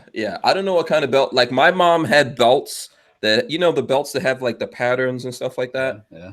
I've seen Sam making some of those belts. Sometimes I would get lashes so hard from those belts, you could see the patterns, like if it was a rose or whatever, and you could see it on my skin. Wouldn't it have been cool if they would have printed like in backwards letters the word "bam" on it, so that whenever you saw it on your butt, it said "bam" real big. Yeah. See these kids nowadays, man. They don't. So yes, the This is what. Go ahead. The Empire Nobel launches non-firing 3D printed toy. Yeah, but it doesn't use. I guess you can't put caps in it. Well, yeah, because that would be too much like a real firearm. Yeah. It's cool though. No, that's cool. No, the technology is definitely very cool because you can print out anything basically. And now with the ruling about I forget his name, where his 3D was it printing. Cody Wilson? Yes. His mission in life is to scan and digitize as much information and put it out there. So you'll be able to print anything you want in the future. Freedom coming to America. Brought to you by the big floating baby Trump. That's freedom of the world too, because just like the baby Jesus. I think these guys don't know what they're doing. I predict the baby Trump is going to become more popular than baby Jesus. I'll make a what do you call it? A patch and start selling it. Oh, here's what I was going to say. Someone should do a nativity with the little baby Jesus. Oh God! Make those little baby Trump. So like nativity, little baby Trump in there. He's the little baby Jesus. Yeah, and you could put some other things around, and then maybe off to the side you could have like the devil Hillary or something like that. Yeah. Just like cut me in for a couple of pennies. Couple shekels. On everyone that you sell. I don't know if Paul, have you seen any other things in there? I could keep pulling up stuff, man. I'm trying to find stuff. You can keep okay, here's one I'm going to send to both of you guys. So that this is the next thing I'm going to talk about. I want both of you to look at this because I think this is kind of interesting, but I want to know what you guys think. So I'm putting that in the chat. And here, let me put this in the chat for the folks here. And if you guys that are watching us live right now have anything to say, let us know. If you want to shout out Paul, I know we got a bunch of people over here that came in because of Paul. Let us know if you have questions for him and all that. Let us know right now. What I can't read your writing, Lola. It says sent to article Rubler yesterday. Rubber. I sent you the rubber. The rubber? The rubber. This is not an O. This is not an O in these. Okay, I'm gonna show people your handwriting. This is not an O. Does that look? Is that an O right there? Because that is not an O. That's a U. That's a U. That's a U. And then how am I supposed to know these are B's? Wow. One kind of looks like the other one does. How the hell did you become a pharmacist? That's how they write. Yeah. It's freaking the educational system in America. It's a secret code. It's like the code talkers in World War II. Well, I'm going to tell you, my mother beat me if my handwriting was bad. Oh, here goes dear. Walter with the ice cream bars. Oh yeah, Becky just brought this in. Yeah. See, here was my curse. I come from a family of teachers. So my mother and my father were both teachers, and my mother, she's like, when I meet people from Guyana and they like my mother taught them, the first thing they tell me is how much she beat them. Which it amazes me, and then I always say, "Oh, okay." I thought I was like the only person who she liked to beat. So if I ever had handwriting like that, I would get so beaten so badly. But Lola gets away with it. So there you go. All right. So you sent me the article about the robber. What robber are we talking? Oh, was this the guy who stole did you guys hear about this guy in Tallahassee that went into a gun store in Tallahassee? I think it was Academy Sports. And he was trying to steal these handguns. I think he was trying to steal other handguns throughout the day. And the manager of Academy tackled this guy, took him down. He didn't get away with the guns. They fired the manager. Academy Sports. Yeah, so here's the headline going out now. Academy Sports pistol thief who threatened to kill upon his release was released on bond. Nice. Wow. That's so typical. Yeah, he says, "I will steal again when I get out of jail." This is crazy, man. Was he offered a job at Academy? Probably. You know, he'll probably be working on there so they can settle and not have, you know, so he won't sue them and get a whole bunch of money. Yeah, shame on Academy, but also shame on the police departments and the judges in Tallahassee. That guy shouldn't get out. This guy is trying to do bad. He's saying that he's going to do bad. Who is this going to be on when this guy kills someone? Well, it should be the judge's fault. The judge should be taken out and shot. Sorry. Yeah, Cyrus 308 says Academy, a division of dicks. or a good horse whipping, that would fix that judge. Yeah. Wow. That's yeah. Well, you know. Oh well. Welcome to England. Yeah. So I don't know if you guys are looking at that article that I saw there. I see there's another article on the firearms blog with King Abdullah II of Jordan and his SIG MCX. Yeah, how coincidental. Yeah. You're gonna see lots of noblemen. By the way, in England, the royalty, you know, the queen, the princes and the princesses and whatever you call them, the dukes and the earls of Worcester and blah blah blah place. All those people, man, they all train in firearms. Do you know that? Well, why not? Yeah, they all train for stuff. They all train to have to defend themselves. Not only do they have armies and special units and stuff like that defending them, they actually all make them train in firearms and evasive driving, all that kind of craziness. So they train to defend themselves, but nobody else in England should do that. There's another interesting article in the firearms blog. If you're into AKs and Krinkoffs, about it's called the Crinks of Osama bin Laden, because he always was pictured carrying around a Krinkoff with him. Okay. So there's a whole write-up about different ones he was seen with and the colors of the slings and all that stuff. So if you're a Krinkoff person, it's interesting. Oh, I see this thing, Saddam's SVD clone. Yeah, I saw that too. Yeah. Okay, I didn't see the cranks of there. And the crank thing is below the King Abdullah story. Oh, is it? Okay, hold on. Let me go look at that again. It's a couple below. Oh, actually, no. I see this when I hold on. Let me see. I see it right here. It's trending. The cranks of Osama bin Laden. Also, so he liked to crank. Yeah, that's true. I remember he liked to crank. Yeah, I wonder in that deep sea burial if they buried a crank with him. No, you read the story. They took his stuff back to CIA headquarters and stuff. It's in a collection somewhere. Yeah. They don't throw away the good stuff. They throw away the shit like him. Yeah, it's probably in the FBI vault. No, it's a CIA.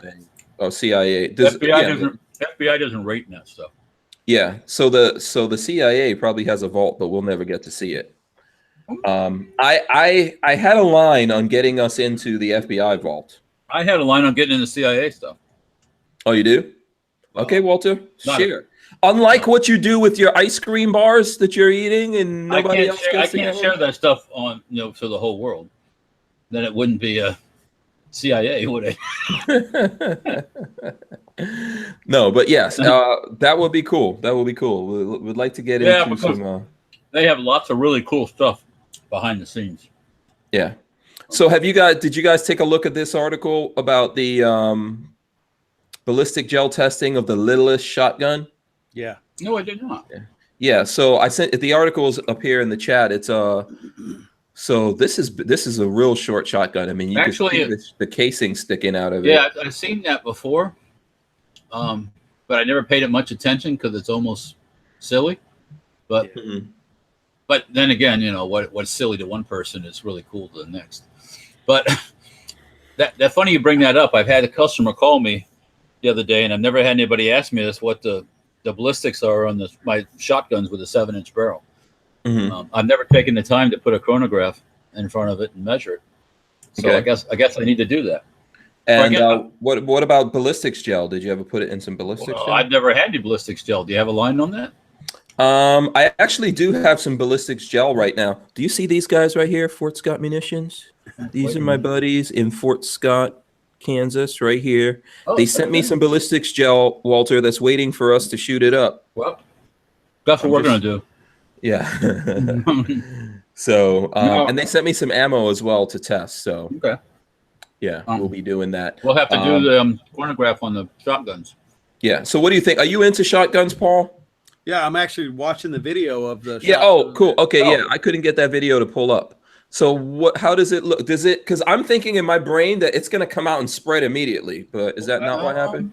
No, it's not. According to the ballistic gel that it shows, I don't understand how, with the casing sticking out a ½ inch to 3/4 of an inch out the barrel of the shotgun, that it's not just splattering as it comes out. I mean, apparently the wad and everything behind it is far enough into the barrel that it comes out properly. This looks like it's got an awful lot of the shell sticking out of it. You know what I mean? Yeah, that's what I was thinking. Yeah, that's weird. So that is it still effective according to the ballistics gel? According to the test that they're showing, yeah. I mean, it's hitting a solid mark on it. It's not scattering all over the place, but Oh yeah, yeah. that's pretty unbelievable. I wouldn't want to be in front of it. No. So I mean, I assume it's got one of the little Raptor handles. Is that what? I don't see the back of it. Like the little Mossberg Shockwave, the little Raptor head-looking handle. Apparently, that's what it's got. Yeah, it looks like they just chopped off the wooden handle. Yeah, or they carved it down. Yeah, they just carved it off. Yeah, because that would definitely be a. I don't know how you would pay for that. Is it AOW? I don't know. That's a good question. But neither that, whatever. It doesn't really. It would be a firearm. Well, classified as a firearm, right? Just as like the Mossberg Shockwave, wouldn't it?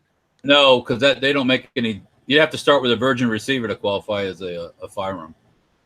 You can't take a regular gun and make it into a firearm. So they modified this one into this? Yeah, they cut that down from Oh, something. I got you. Yeah. So they probably have the manufacturer's license. Or, Yeah, somebody does. Yeah. Roger Kaiser says the guy with the shotgun has a YouTube channel. I think that's what it was saying in the article. So yeah, that's interesting. That's interesting. Cool. You know. Yeah, it shows him shooting different length shotguns. So. Yeah. Different. I don't have a double barrel that's. Well, I have a double barrel, but I'm not going to chop it off that short. It's No. too nice to chop off. I have to find a crappy gun to chop off like that. Yeah. I can do it. So let's see here before we go into some other stuff. You know what? Let's give the people some Gorn, man. We're at 8:30 something. Let's give the people some Gorn. What they came here for. Okay. Hot off the presses of Safety Harbor Firearms for you guys with CZ Scorpions. We are making a Picatinny adapter so you can do things like mount the SIG stock on it or the stock of your choice, whatever you want to do. But what we're making is the adapter. So we're gonna make an adapter like this for the HK, for the CZ, for the new one, the Storberg or Storbog or whatever how you say it. Okay. The one I showed the other night. Yeah. So this one is just not anodized. Say that 5 times fast. Anodized. Okay. I get it. I just mix it up with adenized, which is, I guess, a totally different thing. Is that like anodizing like ebony? I don't know. Adenized? Adenized? I don't know. No. I don't know. Anyways. Adenized and ivory? I don't know. Yeah. So, okay. So. Metallurgy. Anyways, yes. So this one's not been coated. Are you going to make the folding stock? That's what I mean. I've been giving a serious thought of a stock like this. Yeah. But right now, we got a few other things on the burner. Yeah. So I think you should make the stock also folding, and call it the Hank. Okay, I'll take that in. I'll take that advice into consideration when it's time to put my business out of business. But anyways, That's cool though. Okay, so what? So when's that coming out? We just got to make some. It'll probably be couple 3 weeks. Okay. What do you think about? Go ahead. What do you think about this, Paul? Do you have any CZ Scorpions?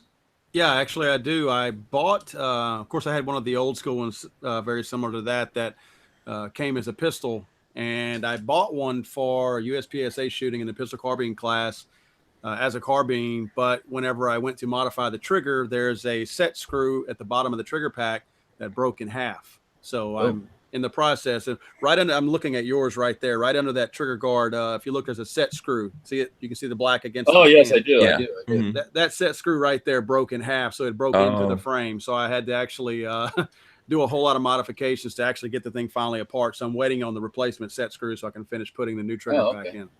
Okay. Yeah, this is what I call like a second gen that doesn't have the sling swivel on this side. Mm-hmm. We also make a collapsible stock for the CZ. In order to use it with those early guns, you have to cut that sling swivel off, or that sling mount off. Okay. But Yeah. From talking to other CZ owners, nobody seems to use it as a sling swivel anyways, or a sling mount, so they don't have too much problem chopping it off. But anyways, that's latest and greatest from us. Yeah, that's cool. Also, Franklin Armory has a CD binary trigger, a CZ, excuse me, a binary trigger for the CZ. I don't know if you're aware of that one, Paul. No, I wasn't aware of that. Yeah, we tested it. Walter and I tested it already. Yep. I think you can. It's in pre-orders right now. So I actually have the one of the prototypes, but it's in pre-order right now. So what kind of Gorn you got, Paul? I actually have something that's not new, but it's new to me, and it's the Wind and Weaponry 224 Valkyrie. I have not had a chance to even shoot it yet, but it's loaded. I mean, this thing, fluted barrel, threaded barrel, everything about this thing is fine. It's got the Luth AR stock on it. A story that someone told me, and you guys probably can confirm or deny this, but was that the guy who, the Luther guy or whatever his name is that made the Luth AR, is he not the original, I guess, owner of DPMS? Yeah, that's what I was told that he was. Yeah. So yeah, he pretty sold it off, and then now he's doing this. Yeah, he's doing that and some other stuff. Yeah. Okay. But I'm looking forward to getting this out. I've actually, Wyndham sent this to me. They're big partners of our show. And I've actually had a series 2-3 years ago, maybe, that it was called Gun Bullies. And we still do it every now and then where we just beat stuff up. It's just our name for the gun test. And we were looking to see what an AR-15 could manage. And we decided, of course, since we were paying for it out of pocket, we wanted to buy something that was reliable, but was also somewhat cheap. And we got the MPC by Wind and Weaponry. Didn't even know these guys yet. And we ran the series. And of course, through the series, the gun, other than shell, rocks actually getting into the buffer tube assembly, the gun never failed on us. And we became very good friends with Wind and Weaponry after that, because obviously we sold some guns for them. And since then, they'll put new products out and they'll send them to us. So this is something that I'm excited to put my hands on. Ammo's a little hard to get, a little expensive, but waiting on some optics from Kinsey's Optics. That's another company that's really good to us. Kinsey's Optics is going to be sending us some things to put on top of this. And then we'll be running some reviews on it for our show and for YouTube. Awesome. Very cool. Wyndham Weaponry, is that the same factory as Bushmaster? Or? Yeah, it's a pretty interesting story. We actually started filming. We went to Wyndham, Maine to actually start the historical layout. Now there's some legal issues there because there was a handoff between Bushmaster and Wyndham, but the same exact plant and most of the same people who make Wyndham Weaponry rifles are the exact same people that made Bushmaster and Bushmaster rifles. Whenever it was the Freedom Group or whatever it is that bought everybody up and ruined their companies. Well, they bought Bushmaster up, and they said they specifically said that they were not going to move from Wyndham, Maine. And of course they decided that they were going to move to Ilion, New York. And what they did was the crazy thing was they didn't have the foresight to wait or at least to make a non-compete or to move sooner than the non-compete, because the actual owner of Bushmaster, who created Bushmaster, they made him sign a 5-year non-compete. Well, as luck would have it, he was on a train in, I think, Switzerland somewhere when he got the news that they were moving everybody and they were laying off the entire Bushmaster workforce. Or you could move to Ilion, New York, like somebody could actually do that. And oddly enough, he got the call over there. They were doing that. So he sent out an blanket email to all of the employees of Bushmaster who were still domiciled out of Wyndham, Maine, and said, hey, you want to get the band back together? And they were all like, most of them were like, heck yeah. So they were months away from his non-compete running out on the 5-year window that he had. So right after that, when it ran out, they just opened the doors back up. And this is a story that I'm probably not supposed to say, but I'm going to tell you this anyway. This is very interesting to me. Bushmaster decided, okay, we're going to move. We're going to sell everything from the Wyndham plant. So they had CNC machines, everything, you name it. They were going to sell all of it. So they had basically a big gun garage sale is what they had. Well, Wyndham knew they were going to create their own company, Wyndham Weaponry again.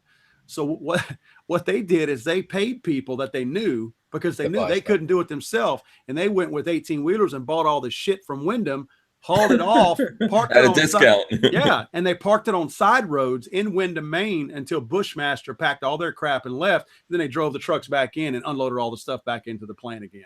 Mm-hmm. So pretty interesting. A really cool history there. I mean, it's kind of like the whole underdog story. You really want to pull for these guys. That was what attracted me to them to begin with. And they just make good firearms. Yeah, I think so. I agree with that. And it's interesting how that happens time and time again. Yep. You know, where someone gets bought out, but then they go, they go out and they start again and they create another company that's pretty good. And then that gets bought out. At the end, people, for some reason, people don't understand that it's the people behind the company. Absolutely. Not the name. Yep. Yeah. So let me, I'm actually getting some, people are sending me in pictures of their guns. I just want to show a couple of those before I go. Here's something I got from Sarge. Wait, this looks a little bit familiar, but there you go. Some CZ Scorpions. Oh, nice. Scorpions, Yeah. So I'm getting a bunch of those. I don't know if Walter had some other Gorn that he wanted to. That's all I brought home besides my cap guns. Yeah. This is from Scott. There you go. Folks, my number goes out there, so I actually publish my number. When that newsletter goes up, my number is actually in it, and people send me pictures and communicate with me, which is a good way while I'm on the road for everyone to communicate with me. So, someone sent me this picture of Super Cap Gun. Check that out. Yeah, Super Cap Gun. Yeah, and it's got an orange thing on the cool. end too, there. Yeah. I got your orange thing right here. Yeah. So let me see. Speaking of Gorn, let me show you something real quick. We're talking about the whole Remington fiasco with those guys running companies, or the Freedom Group. I did a video comparing the Remington TAC 14, this exact gun right here in the Mossberg Shockwave. And of course, I live in Louisiana, 30 miles from the coast, and it's extremely humid down here. Well, I put both guns. Of course, this is a steel. This is the Remington here. This is a steel receiver, and the Mossberg is aluminum, but there's a lot of steel parts on the Remington, the Mossberg also. I put them in my garage for 2 days, right next to my back door after I filmed with them. This thing here was so rusted. This is the Mossberg TAC 14. It was so rusted. I'm talking about from end to end, the trigger guard, every single thing that was steel on this thing rusted. I mean, very horribly. Whereas none of the steel in the Mossberg, and I'm not a Mossberg guy. I actually grew up as a Remington guy. And the Mossberg was in such good shape that I actually did a quick video showing how pitiful the condition of this TAC 14 was. And the guys at Mad Pig Customs sent me an email and said, send it to us and we'll fix it up for you. And this is what they did to it. So is that hydrocoated or is that painted? That's painted. Okay. Yeah, they've got We the People on the fore end right here. And of course, cool. You see the stars and the stripes and the distressed flag look on the side of it. The receiver. Looks great. Really, really cool. I did a great job to it. Yeah, the finish on the Remingtons is black oxide from the factory. For the standard gun is just black oxide, which is, it's not like parkerizing. It's a little different. Yeah, they'll rust pretty quick. I mean, especially in that's a moist environment where you live, right? Like it would be here in Florida. And I don't know about yourself, but some people I call rusters. When they touch stuff, it leaves their acid all over the metal, and it causes things to rust even faster. So, well, the thing that got me was, of course, you know, and you guys deal with online people all the time. You've got always people that are the fans of a particular brand, and the Remington guys were very aggravated at me because they feel like it was Remington. But they made it sound like this was the first gun that I ever set back on the side of my back door by my garage. I'm thinking, dude, I can show you pictures that I've posted on Instagram of 15 guns piled up at my back door that have been there for a month. This was the only one that's ever rusted like that. Yeah. And again, I am an old school Remington fan. One of my favorite shotguns to this date still is an old 870. But I mean, that was before you had to pry the hole out of the chamber. I mean, they were made right back then. Yeah. If the Remington guys ever complain to you, just say, I've got 2 words for you: Remington 51. R51. Oh, Yeah. R51. The R51. That was the biggest pile of dung. Oh my God. You could hear when you can hear the action, and it's like the barrel moved 15 different ways, but that was a horrible design. When you want to resurrect a gun, you usually improve it. And they went backwards on the R51. I never got that. Yeah. What was crazy for me is because I saw it at SHOT Show. If anyone goes back, I saw it at SHOT Show. I did a video just looking at it, not shooting it. And I wasn't like super impressed, but I was talking to one of the engineers. And then after it, Lola was like, oh, you're not your usual, like all excited or whatever. But I was like, yeah, because it really didn't move me. Then all this news started to come out before the NRA show. And people saw how terrible it was and all that kind of stuff. So by the time we got to the NRA show, it was big news. And they had a huge banner at NRA when you walked in that had huge Remington and the R51 and the most awesome gun in the world. And obviously, NRA shows for the people. The people go there. And I was in the booth just standing there, and people are coming in and asking the reps in the booth, what's up with the R51? And I'm listening to the reps in there over and over again, telling people that they designed the gun deliberately to do all that stuff for their own safety. I'm telling you, that's a real thing that happened, and then I think before the show was even over, they recalled it. So that's, yeah, those guys have nothing to say. They have nothing to say. And now they actually, we had put a video out. I don't know if you guys are familiar with probably the first rendition that most people saw of a box-fed 12-gauge shotgun was by Black Aces Tactical, down by you guys. He's in Florida. Yeah. Mm-hmm. And he's a good guy. I mean, small shop, extremely small shop, was a one-man shop at one time. Mm-hmm. And he was using Mossberg receivers and modified them to take a magazine, designed his own magazines and all that. And I'm probably not supposed to talk about this either, but I am. There's some litigation that's going on right now. And Remington took I think it was a Chinese patent that was a ripoff of Black Aces Tactical's own patent to modify the receiver to be able to take the magazine. They claimed that they were using a design from this Chinese company who had ripped Black Aces off. And I think they'd imported in through Washington or Oregon or something like that. And anyway, Remington's design now, if you go look at it and put it right next to the Black Aces Tactical, Eric had been making these shotguns for 2 years before Remington put theirs out.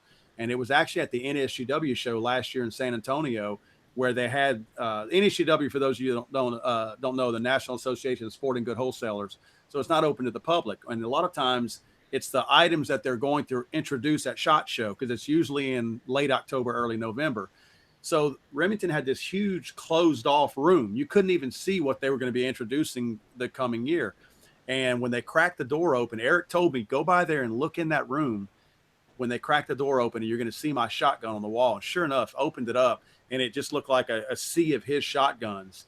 And he walked over there to talk to them and said, hey guys, and they knew who he was, because they immediately said, hold on a second. Mm-hmm. And he said, I just want to kind of talk to y'all about what you got going on with the mag-fed devices and all that. They wouldn't talk to him. They put attorneys in touch with attorneys at that very moment. So Remington's, they're trying to save face. They're trying to obviously stay relevant in the market, but man, they're doing it all the wrong ways. And I had so much respect for those guys growing up, and just to see the way they've evolved now is real disappointing to me. Yeah, because it's not run by gun guys. Exactly. It's run by corporates. Yep. That all they do is look at the numbers. So, but absolutely, the magazine-fed shotgun thing was being done before Black Aces did it, actually, too. That's right. The Chinese did that. Dominion Arms, I think it's called. They were bringing them into Canada. I saw those at the SHOT Show, and they could never get them into the U.S. here.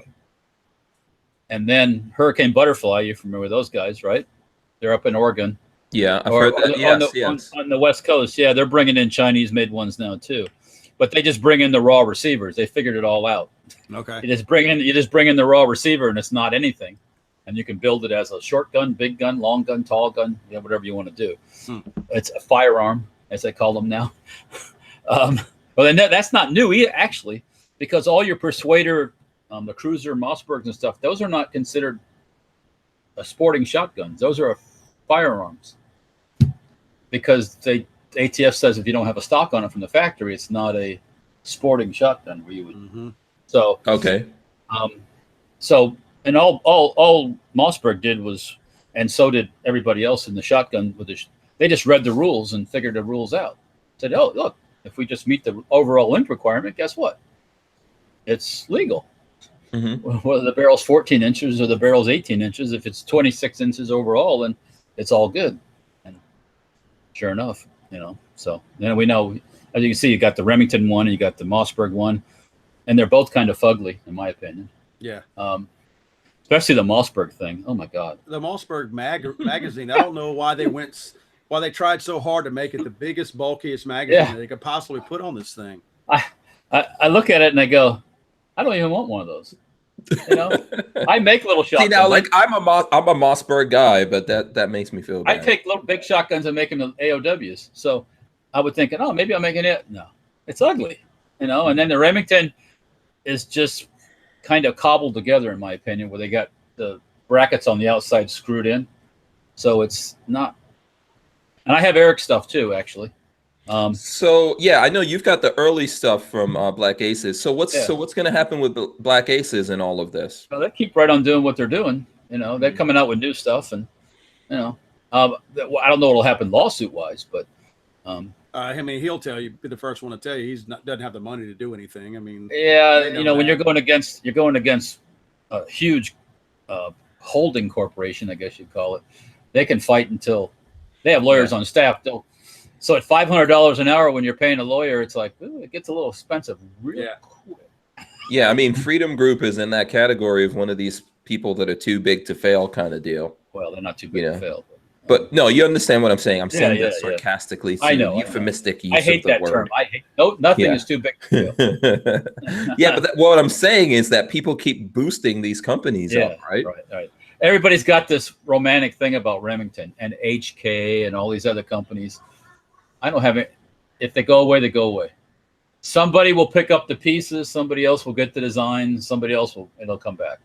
Yeah, but I think it's like what Paul is saying. The real value to these things are the name. That's it. It's just the name. I mean, the history, you can go, oh, they've been around since forever, blah, blah, blah. It's like, well, if they can't compete in a modern setting, then they don't need to be there. Yeah. They won't survive because some smaller companies will step in, and I can build a shotgun. Anybody can build a shotgun. Yeah. There's nothing secret or special about building a pump shotgun. Yeah. So here's my question, and even Paul can jump in on this first. How long are we going to give respect to names? Do you think that there's a lot of time left that we're going to keep doing that, or short time? And then I'll get Walter to chime in on that. I'm going to tell you my personal opinion. I've told this quite often, this story quite often about brands, and I don't mean to say any of this condescendingly.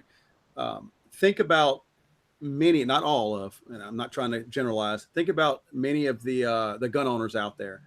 The reason why I think we have so many brand loyal people is because the average blue collar guy that is payday to payday, do we have enough money to go out and eat this week, or do we need to cook at home? You know what I mean? That kind of guy.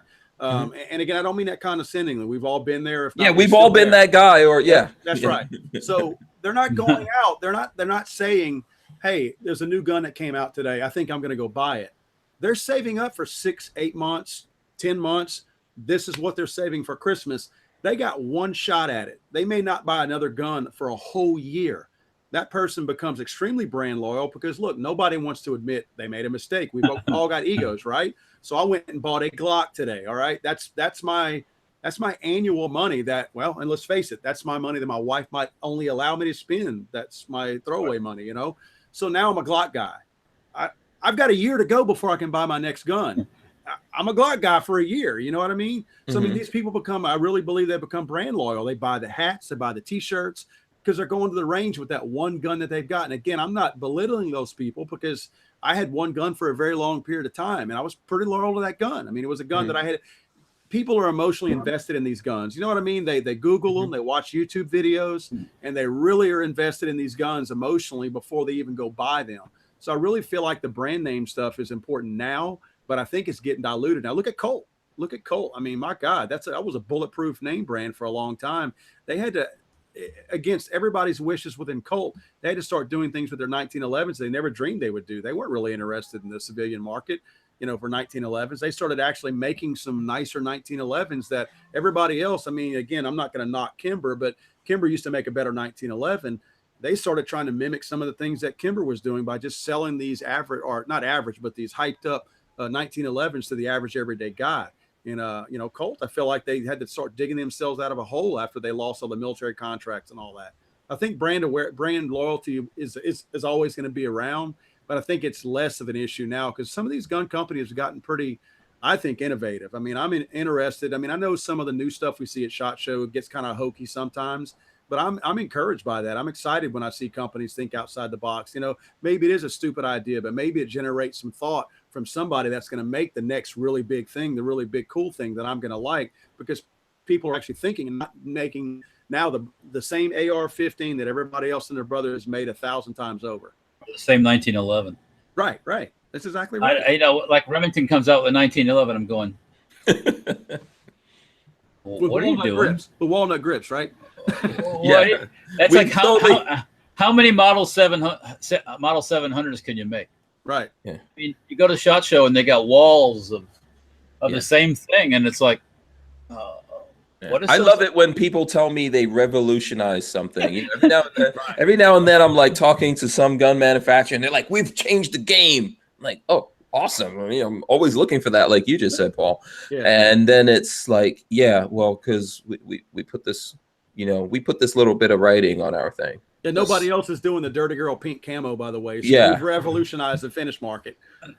It's insane. And I think I agree with you that people want the people who are pushing the boundaries and doing the new things. And you're going to find a lot of the mom and pops are going to start coming up, you know, the grassroots manufacturers or people who are really, you know, I'm not saying even they're not necessarily pushing boundaries, but they're bringing back things and mixing things. And as you just said, someone's pushing the limits over here and someone's like, oh, I could take that and put it on this thing and do this.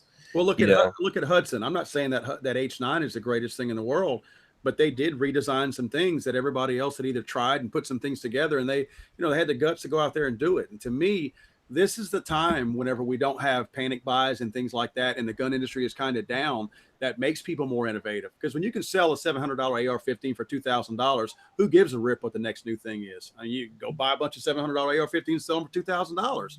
But this is the time now, whenever things are kind of tight in the gun industry, where I feel like people are encouraged or kind of forced, so to speak, to make the next new thing. They have to think, because they have to distance themselves from the crowd, because nobody's buying AR-15s right now. Mm-hmm.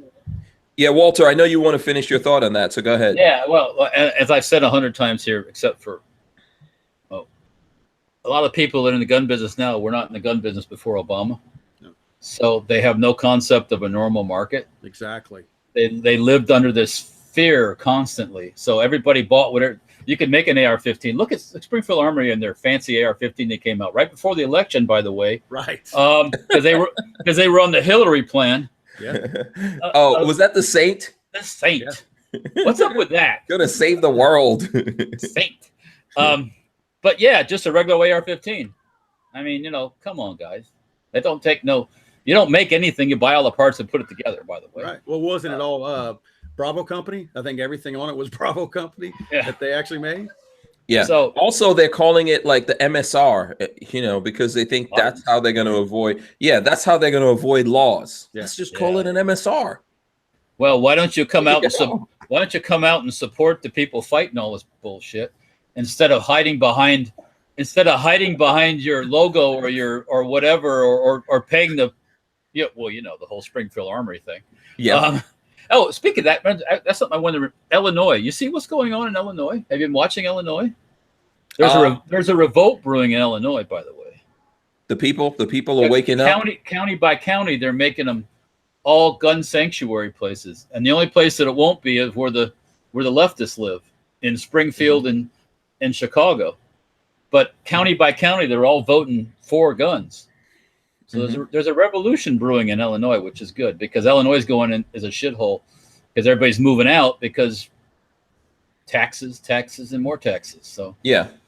I know we're going a little bit over. I'm from there originally, so yeah, I know we're going a little bit over, but I think, you know, and I think what we're all saying here is so true, and it blows my mind that the people in the firearms industry who are going to be the most affected by this and have the money to push these things and make differences in so many ways, that we talk about this every day when it comes to politics and even people like us having voices or not having voices and things like that. They're not doing anything, and they're just sitting back. Well, it's almost like if they're not into guns and they don't care if the industry goes out, they'll let it burn down. The corporate types don't care because they'll get their package when the business closes anyways. So, you know, they could care. Yeah, exactly. That's they'll go back to, like you used to say, selling cars or selling encyclopedias. They don't sell encyclopedias anymore. Yeah, it's all the same for a salesperson. They don't care what they're selling, as long as they're selling something. Yeah, I think it's sad, and I think the people out there should support the companies that have passion, where the people behind these companies have passion. They show it, they make choices, and they say things, and they stand up for things, and they do all of this. Just focus on those guys out there with your money. The people that really have the power in this is just like for us, or at least for Paul and I. You know, I know that like YouTube's not your big thing, Walter, but you know, Huh? No, go ahead. What I was going to say is that, you know, you need to support these kinds of people. Support the people who actually have passion and desire behind all of these things. You can see it. It's evident. You can look at that and see that, and don't give your money. You have the power. That's what I was going to say. The people have the power. It's just like in our game. It doesn't matter how good of videos I make or Paul makes or anyone out there makes. The people videos, and that's the thing. Oh yeah. So, you know, Armament and Axes just gave us $10. He says, "Okay, show's almost over, and I'm the only one super chatting." Paul, thank you so much for being on the show. This has been awesome, and I hope you come back soon. I knew you guys would click. Very cool. Very cool.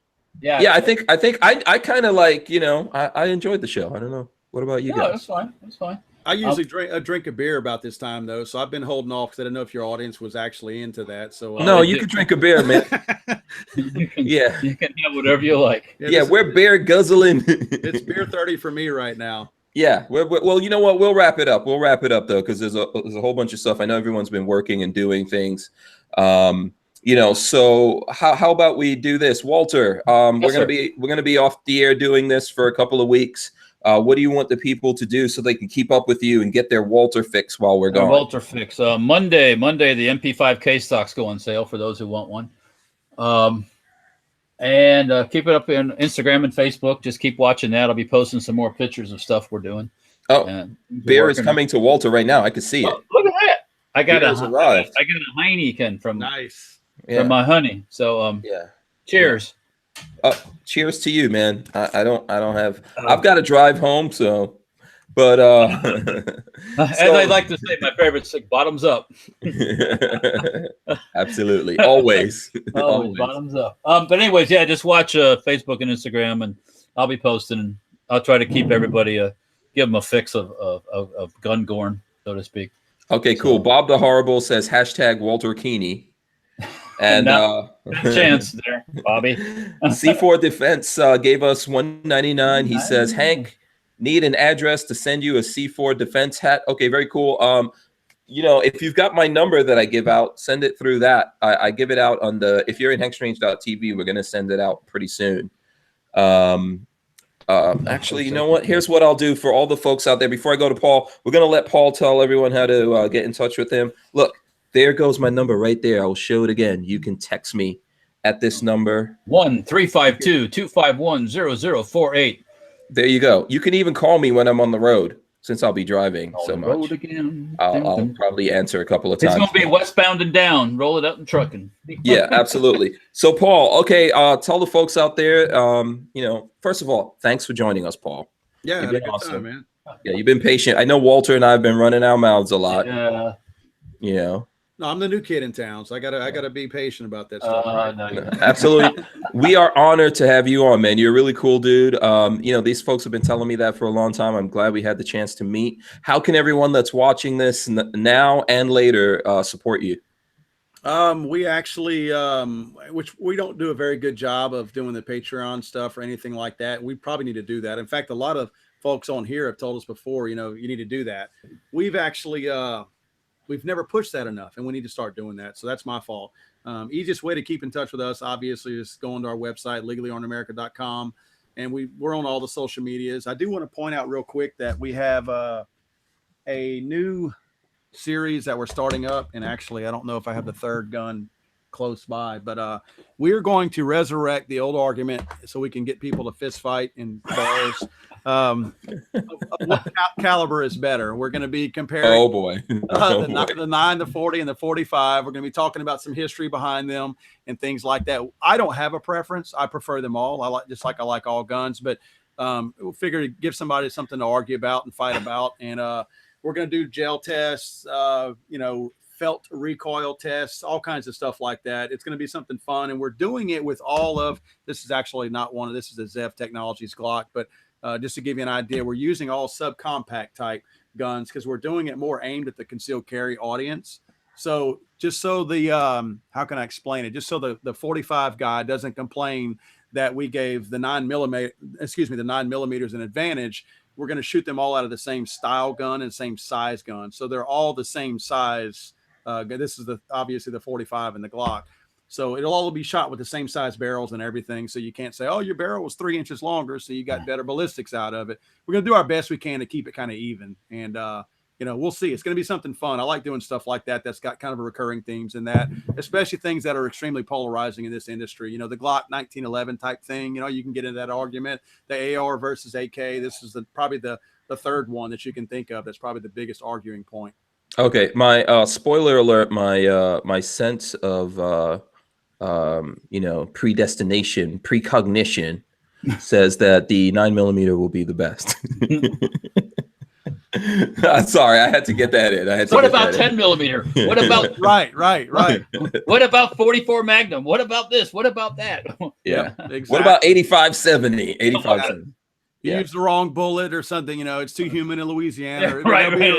It'll be something. Believe me, you guys do the online stuff, the arguments that you hear, you're like, oh my God. You're in the wrong lunar cycle. Exactly right. Absolutely.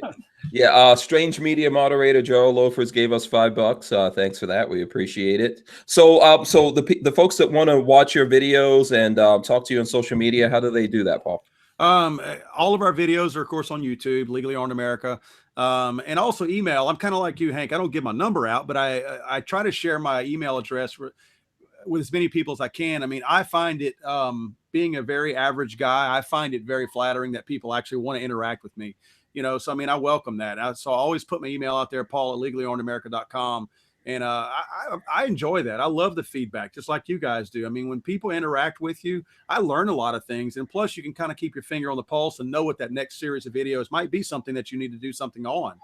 We did some stuff on Cold War rifles that I wouldn't have thought of the idea on my own. I love the Cold War era rifles, but I wasn't thinking of doing a series. And several of our viewers actually brought that up. So we did it, and it was a lot of fun. So, yeah, I mean, I encourage that feedback. Again, like you do. I don't give my cell phone number out, but that's really cool that you do that. I mean, that interaction means a lot to your viewers. I know that. Yeah. Also, I'm trying to be like Alex Jones and build up my own informant network. the people let me know. They let me know that you know, it's the Stargates, right? And the chemtrails. The people let me know that they're out there trying to get your tinfoil hat. Yep. So like to do that. Okay, listen, I'm gonna wrap it up so we don't go way over. Once again, thanks a lot, Paul. Legally Armed America, man. It's been awesome. I hope you come back on. We could do some stuff, you know, or we'll figure out some ways to do things. And if you're ever here in Florida, Walter and I will. You know, we'll host you. Machine guns. I'd love it. Absolutely. Okay. So that's it. I'm going to see you guys. If you know, follow me on all my social media, it's out all over the place. Hit me up on hankstrange.tv. The number's out there. If it isn't, you know, we'll get it to you. It's the number is also on a lot of my social media if you're looking for it to keep in touch. And we'll be all over the country doing the convoy across America. And there's going to be videos, and I'll do some live things and all that kind of stuff. And we'll let you know when we're coming back. Lola's still working. She's back there. She's still working on putting out the newsletter. So we'll get that out to you guys. Thanks a lot. And I'll see a lot of folks at the Leesburg event, Aries Firearms Training Facility in Leesburg, Florida, Monday the 16th. That's where we kick off the convoy. I'll see you guys out there. Till I get back, everyone stay safe. Keep fighting for the Second Amendment. Keep an eye on Walter. Make sure he behaves himself. And definitely check out Legally Armed America. We're out of here, guys. Thanks a lot. See ya. Peace. See ya.